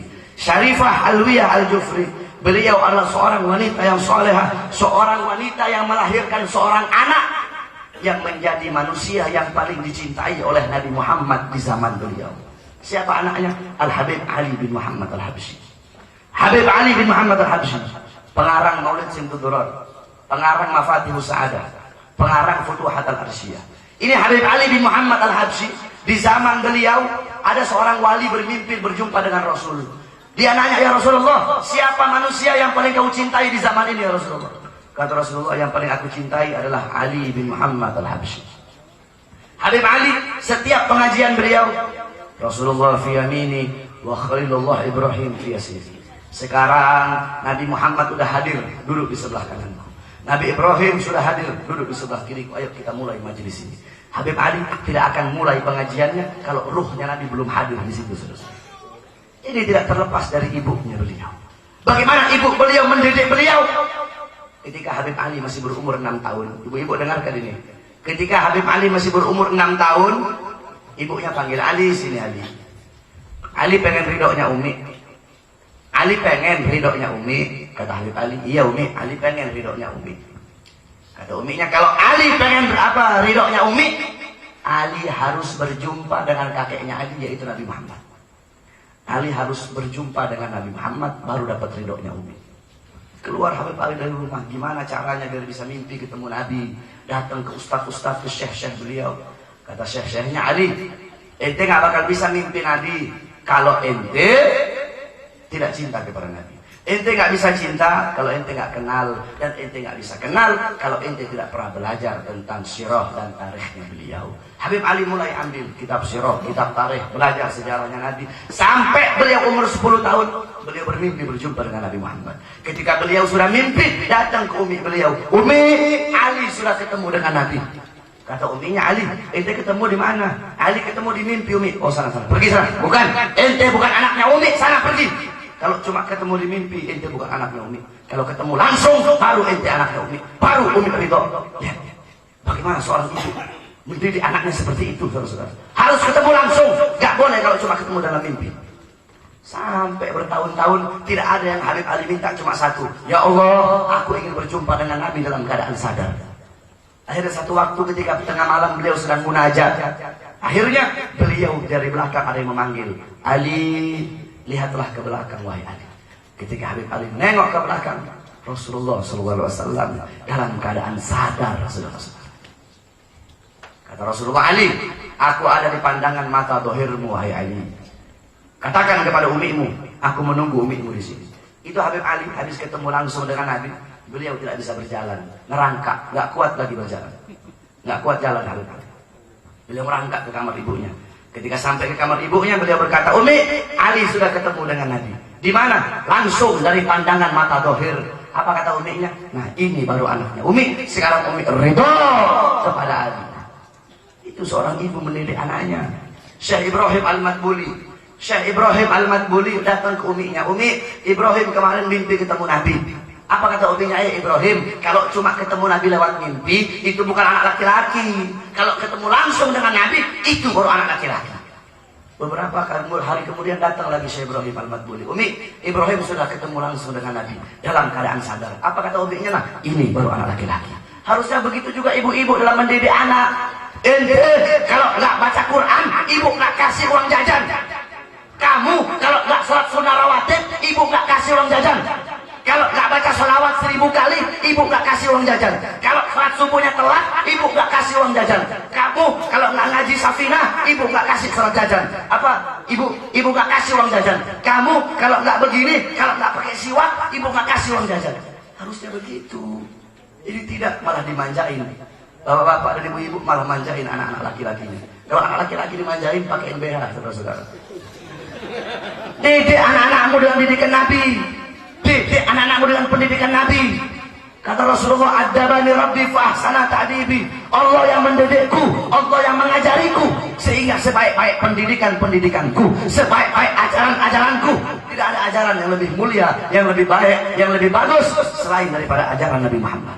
Emangnya di ajaran Nabi tidak ada bagaimana tentang dunia? Semua ada. Udah dikatakan man arada dunia fa'alaiha bil ilm wa man arada al akhirah fa'alaiha bil ilm. Kau pengen dunia, cari dengan ilmu. Kau pengen akhirat, dapatkan juga dengan ilmu. Semua dengan ilmu. Laisal mar'u yuladu aliman. Tidak ada seseorang yang dilahirkan dalam keadaan alim. Itu tidak ada, saudara-saudara. Tidak ada orang lahirkan dalam keadaan alim. Itu semua tergantung dari kita orang tua. Bagaimana kita mendidik anak-anaknya kita dengan didikan baginda Nabi besar Muhammad Sallallahu Alaihi Wasallam. Menjadikan anak-anak kita mengikuti orang-orang soleh, mengikuti para as-salafun soleh. Bagaimana keadaan orang-orang soleh? Dikatakan oleh Habib Abdullah bin Al-Haddad, hum ibadun kiramun atharullaha rabbahum fa'atharahum bihim yadfa'ullah al-balaya wa yakshifur razaya walau lahumu bainal anami laduk dikat jibalun wa ardun lirtikabil khati'ati. Apa kata Abdullah bin Al-Haddad? Siapa sih as-salafun saleh? As-salafun saleh itu siapa? Mereka hum ibadun kiramun. Mereka adalah hamba-hamba yang mulia, hamba-hamba yang dimuliakan oleh Allah, hamba-hamba yang memuliakan Allah dan dimuliakan oleh Allah. Mereka hamba-hamba yang mendahulukan Allah di atas segala-galanya, sehingga Allah mendahulukan mereka di atas segala-galanya. Allah, mereka hamba-hamba yang mengutamakan Allah di atas segala-galanya, sehingga Allah mengutamakan mereka di atas segala-galanya. Bihim yadfa'ullah al-balaya. Dengan sebab mereka Allah angkat bala, Allah angkat musibah, karena mereka para as-salafun saleh. Allah subhanahu wa ta'ala wa yusdikula khairin wa ni'matin. Allah kasih kita semua kebaikan, Allah kasih nikmat berkat keberadaan mereka para as-salafun saleh. Walau lahumu, dan kalau bukan karena mereka, kalau bukan karena orang-orang soleh, kalau bukan karena orang-orang yang suka menangis di malam hari karena takut kepada Allah, maka Allah akan hancurkan gunung, Allah hancurkan ini bumi, alam semesta udah Allah hancurkan. Kalau bukan karena mereka, saking banyaknya kemaksiatan yang kita lakukan terus. Ini Cilegon, kalau nggak ada orang-orang soleh, udah lama habis, saudara-saudara.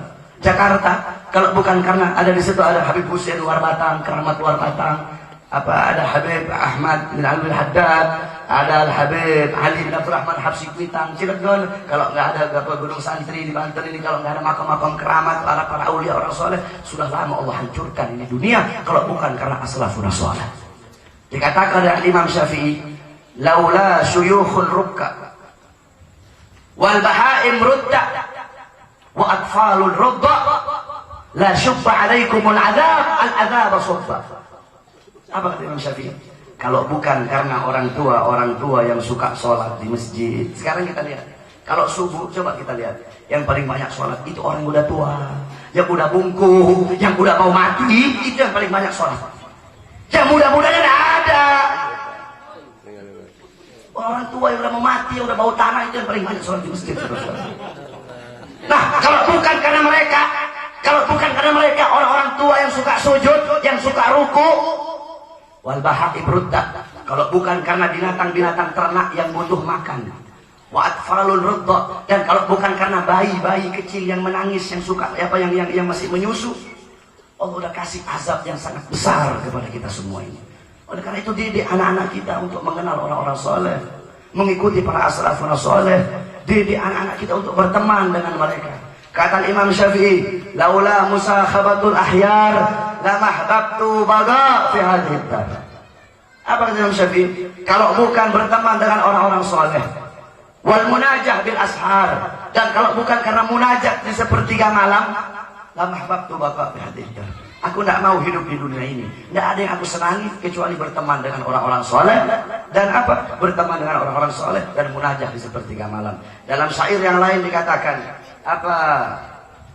li ghairi jamalikum nadharil haramu, li ghairi jamalikum, selain memandang keindahan wajah kalian wahai orang-orang soleh, selain memandang keindahan wajah kalian, nadharil haramu, pandangan mataku, pandangan mata kami haramkan. Dan selain selain dari nasihat kalian, selain dari perkataan-perkataan kalian, bagi kami itu tempat pijakan kaki. Lihat, selain memandang wajah kalian, kami haramkan pandangan mata kami.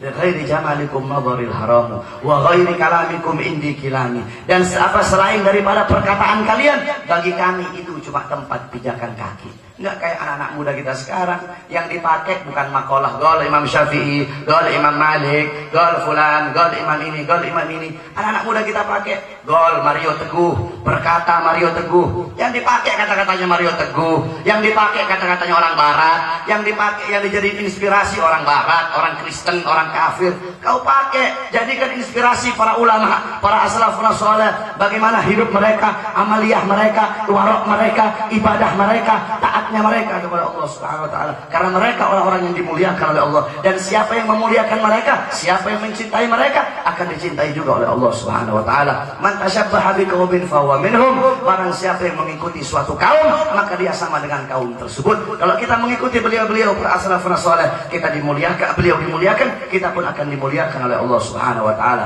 Al-mar'u ma'a man ahab. Seseorang akan dikumpulkan oleh Allah bersama orang yang dia cintai. Kalau kau cinta para artis, maka kelak di akhirat kau akan dikumpulkan bersama para artis. Kalau kau kenal, kalau kau cinta para orang soleh, di akhirat kau akan dikumpulkan bersama orang-orang soleh. Oleh karena itu Al-Imam Malik, beliau berkata, Al-Imam Malik berkata, pecinta suatu kaum, muhibbal qaumi al-haq bil jamaah. Pecinta suatu kaum maka akan dikumpulkan dengan kaum tersebut. Engkau mencintai orang-orang soleh, engkau pun akan dikumpulkan bersama orang-orang soleh. Saudara-saudara sekalian yang dimuliakan oleh Allah, yang terakhir saudara-saudara, sebelum kita meninggal dunia, mumpung kita masih hidup, Allah masih kasih kita hidup, Allah masih kasih kita panjang umur. Ini waktu adalah sesuatu yang sangat berharga yang tidak ada nilainya. Kata Imam Ghazali, sesuatu hari-hari yang waktu yang ada dalam hidupmu itu adalah jauhar, itu adalah permata yang tidak ternilai harganya.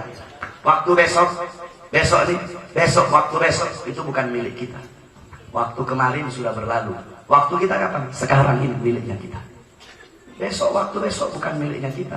Oleh karena itu kata Imam Ghazali, sesuatu yang paling mahal itu waktu. Kenapa? Ente nggak bisa beli waktu. 1 detik waktu nggak bisa dibeli. Gunung emas bisa kau beli. Gunung emas kau bisa beli. Kau mau mobil kayak gimana sih? Mau mobil yang miliaran, ratusan triliun mobil harganya, bisa kau beli. Pangkat bisa kau beli, apalagi di Indonesia beli pangkat gampang. Yang tidak bisa kau beli apa? Waktu tidak akan pernah bisa kau beli. Sekaya apapun dirimu, kau tidak bisa pernah membeli waktu. Oleh karena itu pergunakan waktu yang ada. Sisa umur hidup kita ini kita gunakan untuk sebaik-baiknya. Manfaatkan sebaik-baiknya. Karena apa? Belum tentu besok kita masih bisa hidup. Belum tentu maulid tahun depan kita masih bisa hidup. Saudara-saudara, demi Allah, semua ini kita yang ada di sini, tidak ada yang bisa memastikan kita pulang dari sini selamat sampai rumah. Tidak ada yang bisa memastikan. Siapa tahu kita mati di sini, di jalan kita mati. Kita tidak tahu kapan kita akan mati, karena kematian datang tanpa pemberitahuan. Kullu nafsin dha'iqatul maut, kullu man 'alaiha fan, kullu syai' khali illa wajha. Kita semua pasti mati, dan kematian datang tanpa pemberitahuan. Al-mautu hak, kematian itu benar adanya. Yang tua mati, yang muda mati, yang kaya mati, yang miskin mati, yang sehat mati, yang sakit mati. Syarat mati itu nggak harus tua. Ingat, yang muda-muda di sini, ibu-ibu yang muda atau bapak-bapak yang masih muda. Syarat mati itu nggak harus tua. Oh, saya ini masih muda, masih sehat, masih muda kok, masih panjang umur saya. Udahlah, maksiat aja dulu, mabok dulu, nyimeng dulu, ganja dulu, judi dulu. Masih muda, sholatnya diundur, nanti aja sholat. Kalau udah tua, udah bungkuk, baru sholat, baru ingat Allah. Kan masih muda, mabok aja dulu, judi dulu, zina dulu, melacur dulu. Sholatnya nanti diundur, puasanya diundur. Nanti kalau udah tua, memangnya syarat mati itu harus tua? Memangnya syarat mati itu harus tua?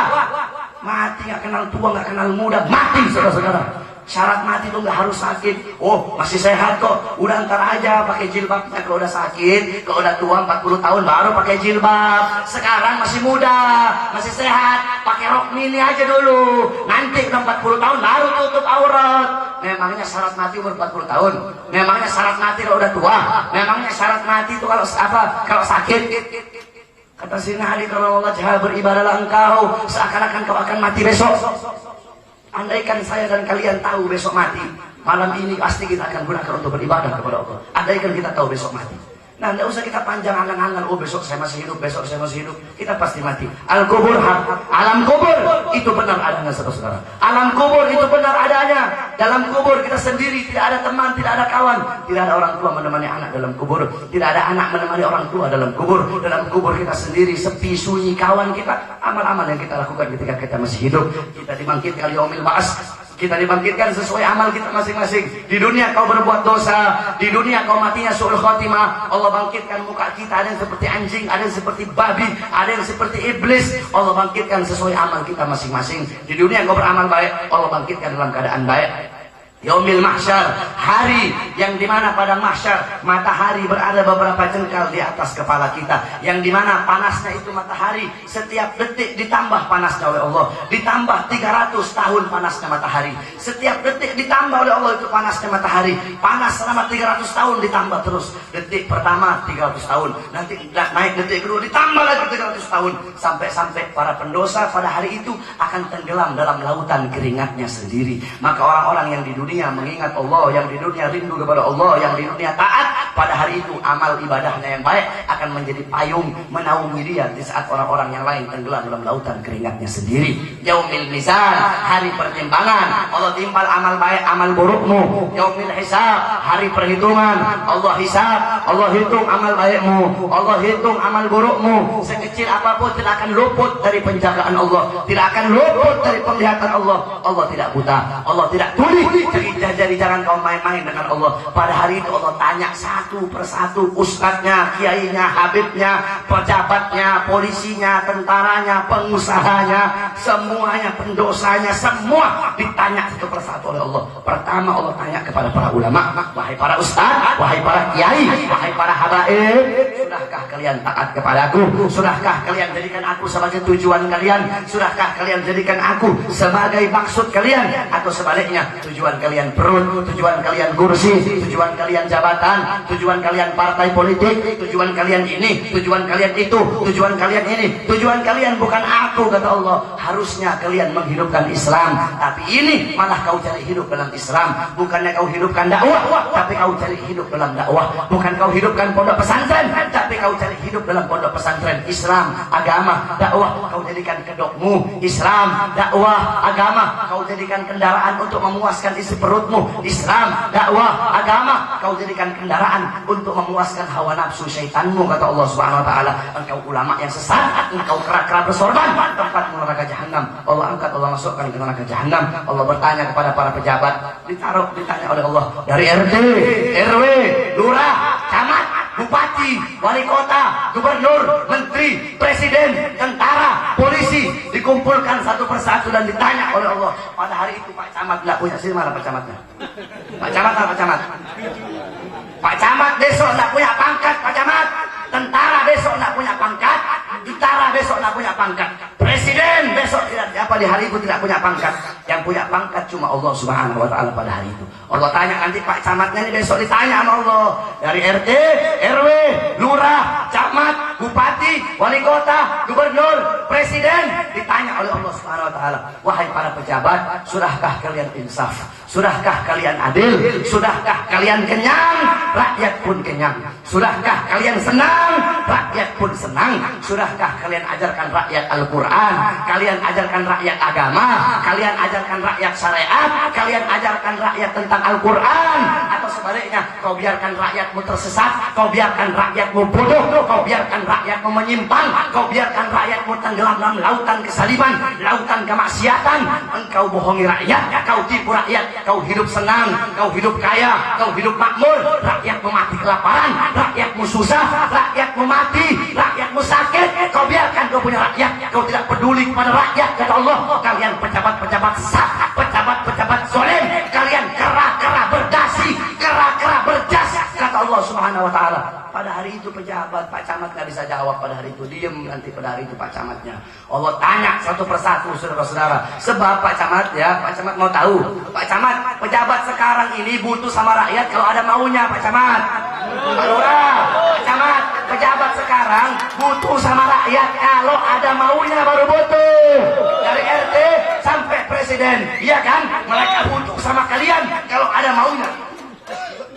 Mereka butuh kalau ada maunya.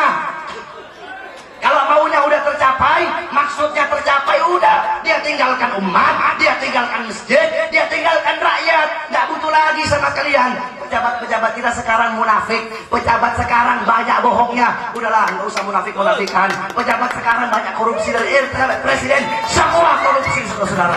Dan terus pejabat sekarang Apa nyalon jadi lurah, nyalon jadi camat, nyalon jadi bupati, habis ratusan juta, habis miliaran, gimana mau balik modal kalau nggak korupsi?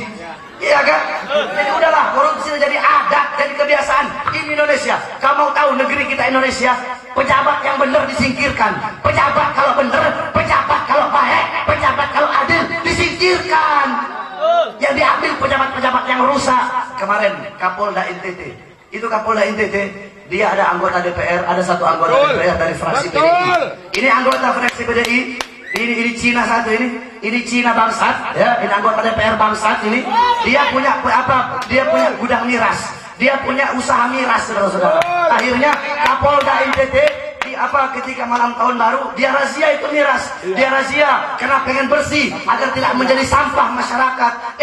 Ini anggota DPR caci maki itu Kapolda yang baik, itu Kapolda NTT yang dia niatnya baik, ingin membersihkan masyarakat dari sampah-sampah masyarakat. Akhirnya apa? Yang dicopot bukan anggota DPR yang rusak, bukan anggota DPR yang bangsat, yang dicopot Kapoldanya, saudara-saudara. Yang baik yang dicopot, yang benar yang dicopot. Itulah Indonesia. Itu yang terjadi di Indonesia, saudara-saudara. Kenapa? Karena kalau mereka takut, kalau pejabat baik mereka takut, nggak bisa disogok. Kalau pejabatnya baik mereka takut, nggak bisa dibeli. Kalau pejabatnya beriman kepada Allah mereka takut. Sekarang mau apapun partainya, mau partai Islam kek, mau partai nasionalis, semua korupsi, saudara-saudara.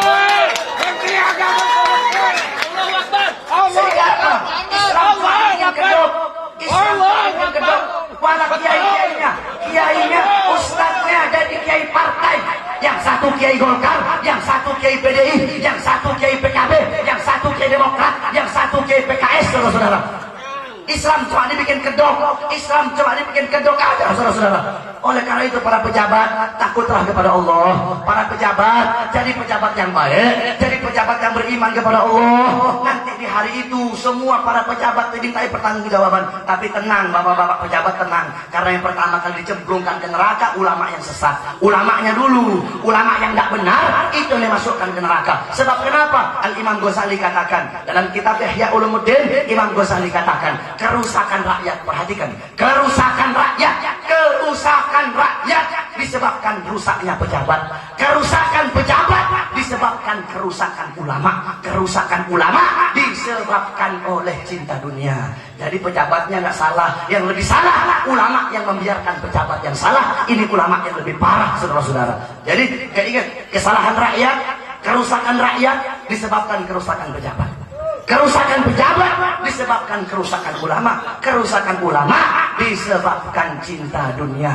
Kamu tahu pejabat sekarang, Pak Camat, Pak Lurah, pejabat sekarang ya berjanji. Contoh ini Jokowi presiden keceng ini presiden kurus, ini Pinocchio tukang bohong, ini tukang dusta. Dulu sebelum dia jadi, dia berjanji, saya berjanji mensejahterakan rakyat, saya berjanji memakmurkan rakyat, saya berjanji bikin rakyat bahagia, bikin rakyat senang. Saya akan merakyat cuma bajunya yang merakyat, saudara. Saya berjanji bikin bahagiakan rakyat, mensejahterakan rakyat. Setelah jadi, rakyat mana yang makmur? Rakyat mana yang sejahtera? Rakyat mana yang kaya? Yang rakyat apa yang makmur bukan rakyat, yang sejahtera bukan rakyat, yang kaya bukan rakyat, yang senang bukan rakyat. Yang makmur Cina, yang makmur perusahaan-perusahaan asing, yang makmur perusahaan-perusahaan barat, yang makmur orang luar. Kita pribumi Indonesia menjadi budak di negeri kita sendiri, saudara-saudara. Mau bikin hidup rakyat atau mau bikin mati rakyat, semua serba naik. Listrik naik, BBM naik, ibu-ibu mau belanja ke pasar, tomat naik, cabai naik, semua serba naik. Ini bukan mau hidupkan rakyat, mau bikin mati rakyat pelan-pelan ini, saudara-saudara. Kau jangan takut, pejabatnya kalau baik, ingat, kalau pejabatnya baik, kalau pejabatnya taat sama Allah, pejabatnya peduli sama rakyat, taruh di atas kepala itu pejabat. Tapi kalau pejabatnya bangsat, pejabatnya rusak, pejabatnya korupsi, pejabatnya nggak peduli terhadap rakyat, taruh di bawah kaki, jangan taruh di atas kepala, saudara-saudara. Jangan kau takut pejabat yang zolim, pejabat koruptor, jangan pernah takut dengan pejabat yang zolim. Kenapa? Karena pejabat makan dari dakinya rakyat, pejabat makan dari keringat rakyat. Jangan takut takut dengan pejabat yang zalim. Saya beberapa waktu yang lalu, 4 tahun 6 tahun yang lalu, waktu SBY masih jadi presiden, ketika saya ceramah di Menteng, ketika itu datang tentara-tentara dan polisi. Mereka bilang, Habib, kalau Habib masih singgung-singgung Pak SBY, kalau Habib masih singgung-singgung presiden, singgung-singgung pejabat, Habib akan kami tangkap. Karena itu bukan haknya Habib, itu ada hak Dewan Kehormatan apalah gitu. Ini bukan haknya Habib. Apa kata saya? Hei polisi, hei tentara, kalau kau mau tangkap saya, jangan tunggu besok-besok. Sekarang tangkap saya, jangan usah tunggu besok. Sekarang tangkap saya. Saudara-saudara, demi Allah, kalau saya dibunuh, andaikan saya dibunuh karena membicarakan sesuatu yang benar, bagi saya kematian adalah hari raya. Bagi saya, saudara-saudara, saya dibunuh. Kalau saya dibunuh karena membicarakan sesuatu yang benar, bagi saya kematian adalah hari raya. Untuk Nabi Muhammad, kami bukan berani mati. Kalau untuk Nabi, kami cari mati. Kalau untuk Nabi Muhammad SAW, untuk rakyat bukan berani mati, tapi cari mati untuk rakyat. Oleh karena itu para pejabat insaf, takut sama Allah. Jangan kau bangga dengan pangkatmu, jangan kau bangga dengan bintangmu, jenderalmu. Di atas segala-galanya adalah Allah. Di atas apa semua kau punya itu ada Allah. Takutlah kepada Allah. Jadi pejabat yang baik, peduli kepada rakyat, datang ke masyarakat. Sayyidina Umar bin Khattab, suatu waktu Sayyidina Umar bin Khattab setiap malam beliau keliling-keliling cari masih adakah rakyat yang kelaparan. Ada satu waktu seorang ibu lagi masak batu. Ini ibu masak batu. Sayyidina Umar tanya, wahai ibu, apa yang kau masak? Aku lagi masak batu. Kenapa kau masak batu? Celakalah Umar bin Khattab, kata ibu, karena dia membiarkan aku susah seperti ini. Aku masak batu untuk membohongi anakku agar anakku tertidur. Setiap anakku bangun dia tanya, ibu sudah matang belum? Belum nak, batu mana mungkin matang ini batu. Celakalah Umar bin Khattab karena dia biarkan aku dalam keadaan seperti ini. Itu ibu nggak tahu kalau yang dia lagi ngomong itu sudah Umar bin Khattab. Akhirnya apa? Sayyidina Umar bin Khattab pulang ke rumah nangis. Sayyidina Umar bin Khattab angkat itu gandum, dia pikul sendiri itu gandum, dia bawa ke tempat ibu. Apa pelayannya lihat? Kata itu pelayan, wahai Khalifah, jangan kau angkat, biar aku yang angkat. Apa kata Khalifah? Kau mau angkat ini? Kau mau angkat ini gandum? Apakah kau mau nanti mengangkat dosaku di surga? Apa di akhirat? Kau mau angkat dosaku nanti di akhirat? Lihat bagaimana seorang khalifah yang takut kepada Allah. Bagaimana Khalifah Umar bin Abdul Aziz? Umar bin Abdul Aziz, beliau menjabat selama 2 tahun. 2 tahun beliau menjabat jadi khalifah itu selama 2 tahun. Dalam kitab tarikh selama 2 tahun. Di kitab tarikhnya Imam Ibnu Jarir At-Tabari. 2 tahun beliau menjabat sebagai khalifah. Selama 2 tahun cuma 2 kali mandi junub. Cuma 2 kali mandi junub. Jadi waktu beliau jadi khalifah, beliau bilang sama istrinya, wahai istriku, sekarang saya udah punya tanggung jawab. Tanggung jawab saya rakyat umat Islam. Jadi saya jarang megang kamu. Kalau kamu mau pulang, silahkan kamu pulang ke orang tua kamu. Kalau kamu mau tetap, silahkan tetap di sini. Jadi selama 2 tahun cuma 2 kali mandi junub. Bapak sekarang mana kuat 2 tahun? 2 tahun mandi junub 2 kali. Pak Camat gak bakal kuat. Saya Khalifah Umar bin Aziz 2 tahun cuma 2 kali beliau mandi junub. Akhirnya pernah satu waktu di tengah malam yang dingin, beliau ingin mandi junub. Beliau mandi junub di kamar mandi umum. Di kamar mandi umum, beliau tidak punya kamar mandi pribadi. Beliau mandi junub di kamar mandi umum. Ketika datang ke kamar mandi umum, kata penjaga kamar mandi, wahai Khalifah, kau mau ngapain? Aku ingin mandi. Wahai Khalifah, ini musim dingin. Kalau kamu mandi sekarang, ini es udah kayak apa? Ini air udah kayak es, udah kayak es batu. Kalau kau mandi sekarang, dingin kayak begini, besok pagi kau pasti mati. Terus bagaimana caranya? Ya kau harus beli kayu bakar. Kau beli kayu bakar, kemudian panaskan dulu ini air. Apa kata Khalifah Umar bin Abdul Aziz? Mau beli kayu bakar di mana? Saya tidak punya uang. Khalifah Umar bin Abdul Aziz, saya tidak punya uang. Apa kata yang jaga di kamar mandi umum? Kau pakai uangnya umat, pakai uangnya rakyat. Apa kata Khalifah Umar bin Abdul Aziz? Jangankan pakai, jangankan nyentuh, megang, ngelihat uangnya rakyat, saya tidak mau. Saya takut, dimintai pertanggungjawaban oleh Allah. Akhirnya apa?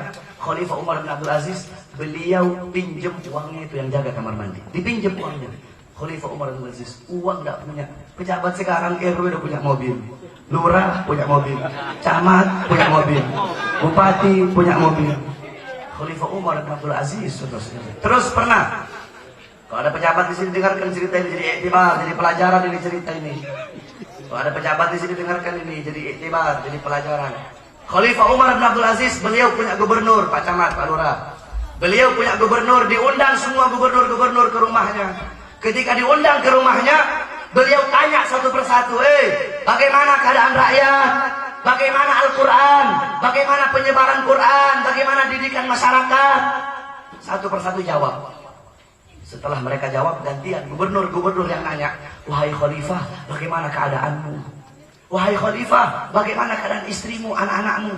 Sebelum beliau jawab, itu ada lilin. Beliau matikan tuh lilin. Habis beliau matikan, baru beliau jawab, alhamdulillah saya baik, anak saya baik, istri saya baik. Nah, ini gubernur bingung. Khalifah, tadi ketika berbicara masalah rakyat, ya, engkau nyalakan tuh lilin.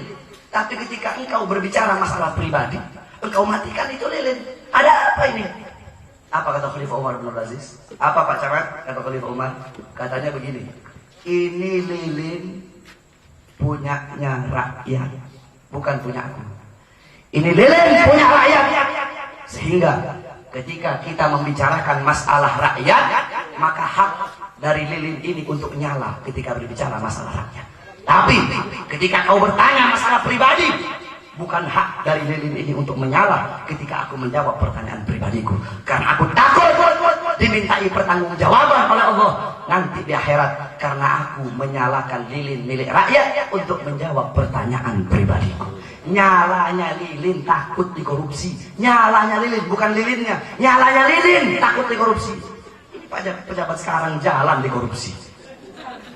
Jangankan urusan dunia, kita lihat di televisi itu, urusan haji dikorupsi, zakat dikorupsi, sapi korban dikorupsi, urusan yang menyangkut agama, nyangkut Allah, hak-hak terhadap Allah, udah dikorupsi, berani. Bagaimana urusan dunia, saudara-saudara?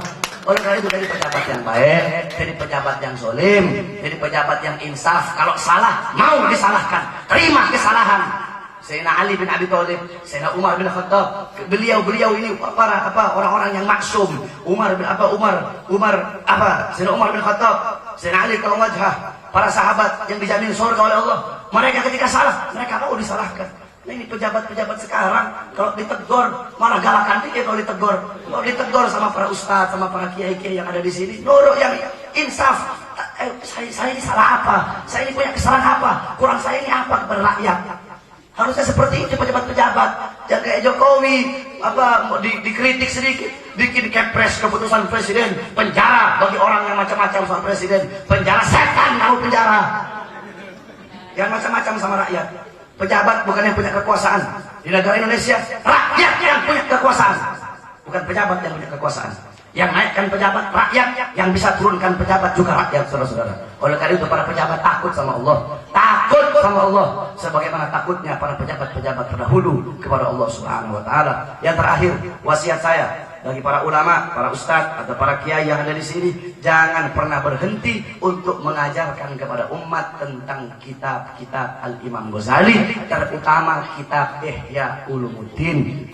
Itu para orang-orang yang dari sini, jangan pernah kita melencengkan diri kita dari kitabnya Imam Ghazali, terutama kitab Ihya Ulumuddin, A'jabatuz Zaman. Di dalam kitab Syiarul A'lam An-Nubala, Al-Imam Az-Zahabi, beliau berkata bahwasanya andaikan andaikan Al-Quran tidak Allah turunkan di muka bumi ini, maka kitab Ihya cukup menggantikan posisi Al-Quran. Al-Imam Nawawi dalam kitab Tabaqat Syafi'iyah, beliau katakan, andaikan semua kutubul Islam, kitab-kitab Islam ini hilang, yang tersisa cuma Ihya bisa mengganti posisi seluruh kitab-kitab Islam yang ada. Oleh karena itu harus jangan pernah melenceng daripada kitab Ihya Ulumuddin, kitabnya Imam Ghazali. Karena yang mengarang kitab itu bukan orang biasa. Imam Ghazali waktu beliau mengarang Ihya itu, kalau beliau mau taruh hadis di situ, hadis-hadis yang dari Bukhari, beliau nggak salah-salah naruh. Nggak kayak kita sekarang, beliau cium dulu tuh hadis. Oh, ini hadis wangi, beliau taruh. Beliau cium dulu Imam Ghazali, nggak sembarangan beliau naruh hadis di kitab Ihya. Beliau cium dulu kitab itu kitab hadis. Oh, kalau ini hadisnya wangi, baru beliau taruh. Itu kehebatan daripada Al-Imam Ghazali. Jangan pernah kita membenci kitab Ihya Ulumuddin. Dulu ada seorang syekh yang bernama Syekh Abil Hasan Ibn Harzahan. Ini Syekh Abil Hasan Ibn Harzahan, dia kumpul murid-muridnya. Dia bilang, ayo kalian cari kitab Ihya. Kalau kalian dapat kitab Ihya, kalian ambil, kita bakar besok pagi di Masjid Agung. Belum sampai hari Jumat, malam Jumatnya dia mimpi ketemu dengan Nabi Muhammad. Di situ ada Nabi, ada Sayyidina Abu Bakar, ada Sayyidina Umar, dan ada Imam Ghazali. Apa kata Imam Ghazali? Ya Rasulullah, ini orang yang memusuhiku ya Rasulullah. Dia nyuruh orang-orang untuk bakar kitabku ya Rasulullah. Kalau memang aku salah, aku akan bertobat kepada Allah. Tapi kalau aku benar, aku minta hakku ya Rasulullah. Ini kitab ya Rasulullah. Kau koreksi ya Rasulullah. Dilihat oleh Nabi kitab Ihya Ulumuddin. Ini kitab yang sangat bagus. Dikasih lagi ke Sayyidina Abu Bakar. Dibuka sampai Sayyidina Abu Bakar. Ini kitab yang sangat bagus. Dikasih ke Sayyidina Umar. Ini kitab yang sangat bagus. Akhirnya apa? Rasulullah mengambil cambuk, dicambuk Ibn Harzahan. Dicambuk oleh Rasulullah SAW. 1 kali cambukan, 2 kali cambukan, 3 kali cambukan. Sayyidina Abu Bakar berkata, ya Rasulullah, maafkan dia Rasulullah. Akhirnya dimaafkan oleh Nabi. Ketika Ibn Harzahan bangun, dia kaget, belakangnya sudah penuh darah. Bekas cambukannya Nabi waktu dia mimpi, itu masih ada bekas cambukan Nabi. Akhirnya, saking nyesalnya dia kumpulkan murid-muridnya. Dia bilang, ente orang cari tinta emas dan bikin kitab Ihya dengan tinta emas. Saking agungnya kitab Ihya Ulumuddin Al-Imam Ghazali. Ini Imam Ghazali dalam kitab Risalatul Jami'ah. Syekh Abil Hasan Asy-Syadzili pernah bermimpi berjumpa dengan Nabi Musa alaihissalam. Syekh Abil Hasan dalam mimpi bertemu dengan Nabi Musa dan Rasulullah. Nabi Musa bertanya kepada Rasulullah, ya Rasulullah, engkau pernah berkata, ulama ummati kal anbiya Bani Israil. Ulama dari umatku itu bagaikan nabi-nabi dari Bani Israil. Apakah betul? Apa kata Rasulullah? Iya betul. Ulama dari umatku kedudukannya sama seperti nabi dari kalangan Bani Israil. Mana coba aku mau lihat seperti apa sih umatmu? Dipanggil Imam Ghazali. Dipanggil Imam Ghazali. Datang Imam Ghazali. Nanya Nabi Musa, siapa namamu? Kata Imam Ghazali, ana Muhammad ibn Muhammad ibn Muhammad. Kata Nabi Musa, stop. Ya Rasulullah, ini kau bilang pinter. Aku nanya kepada dia siapa namanya. Kalau dia pinter, cukup dia jawab, ana Muhammad, saya Muhammad. Tidak usah dia jawab. Al-Wajiz, Al-Wasid, kitab-kitab yang sangat agung. Karena Imam Ghazali bukanlah orang biasa. Karena itu jangan lepas daripada kitab-kitab beliau dan ajarkan kepada umat kitab-kitab beliau agar mendapatkan barakah dari Allah. Apa itu barakah? Barakah bukan bertambah harta. Al-barakah tuzilukum fi ta'ah. Barakah bertambahnya ketaatan kepada Allah Subhanahu wa taala. Insyaallah dengan sebab kita duduk di majlis ini, Allah ampuni dosa-dosa kita.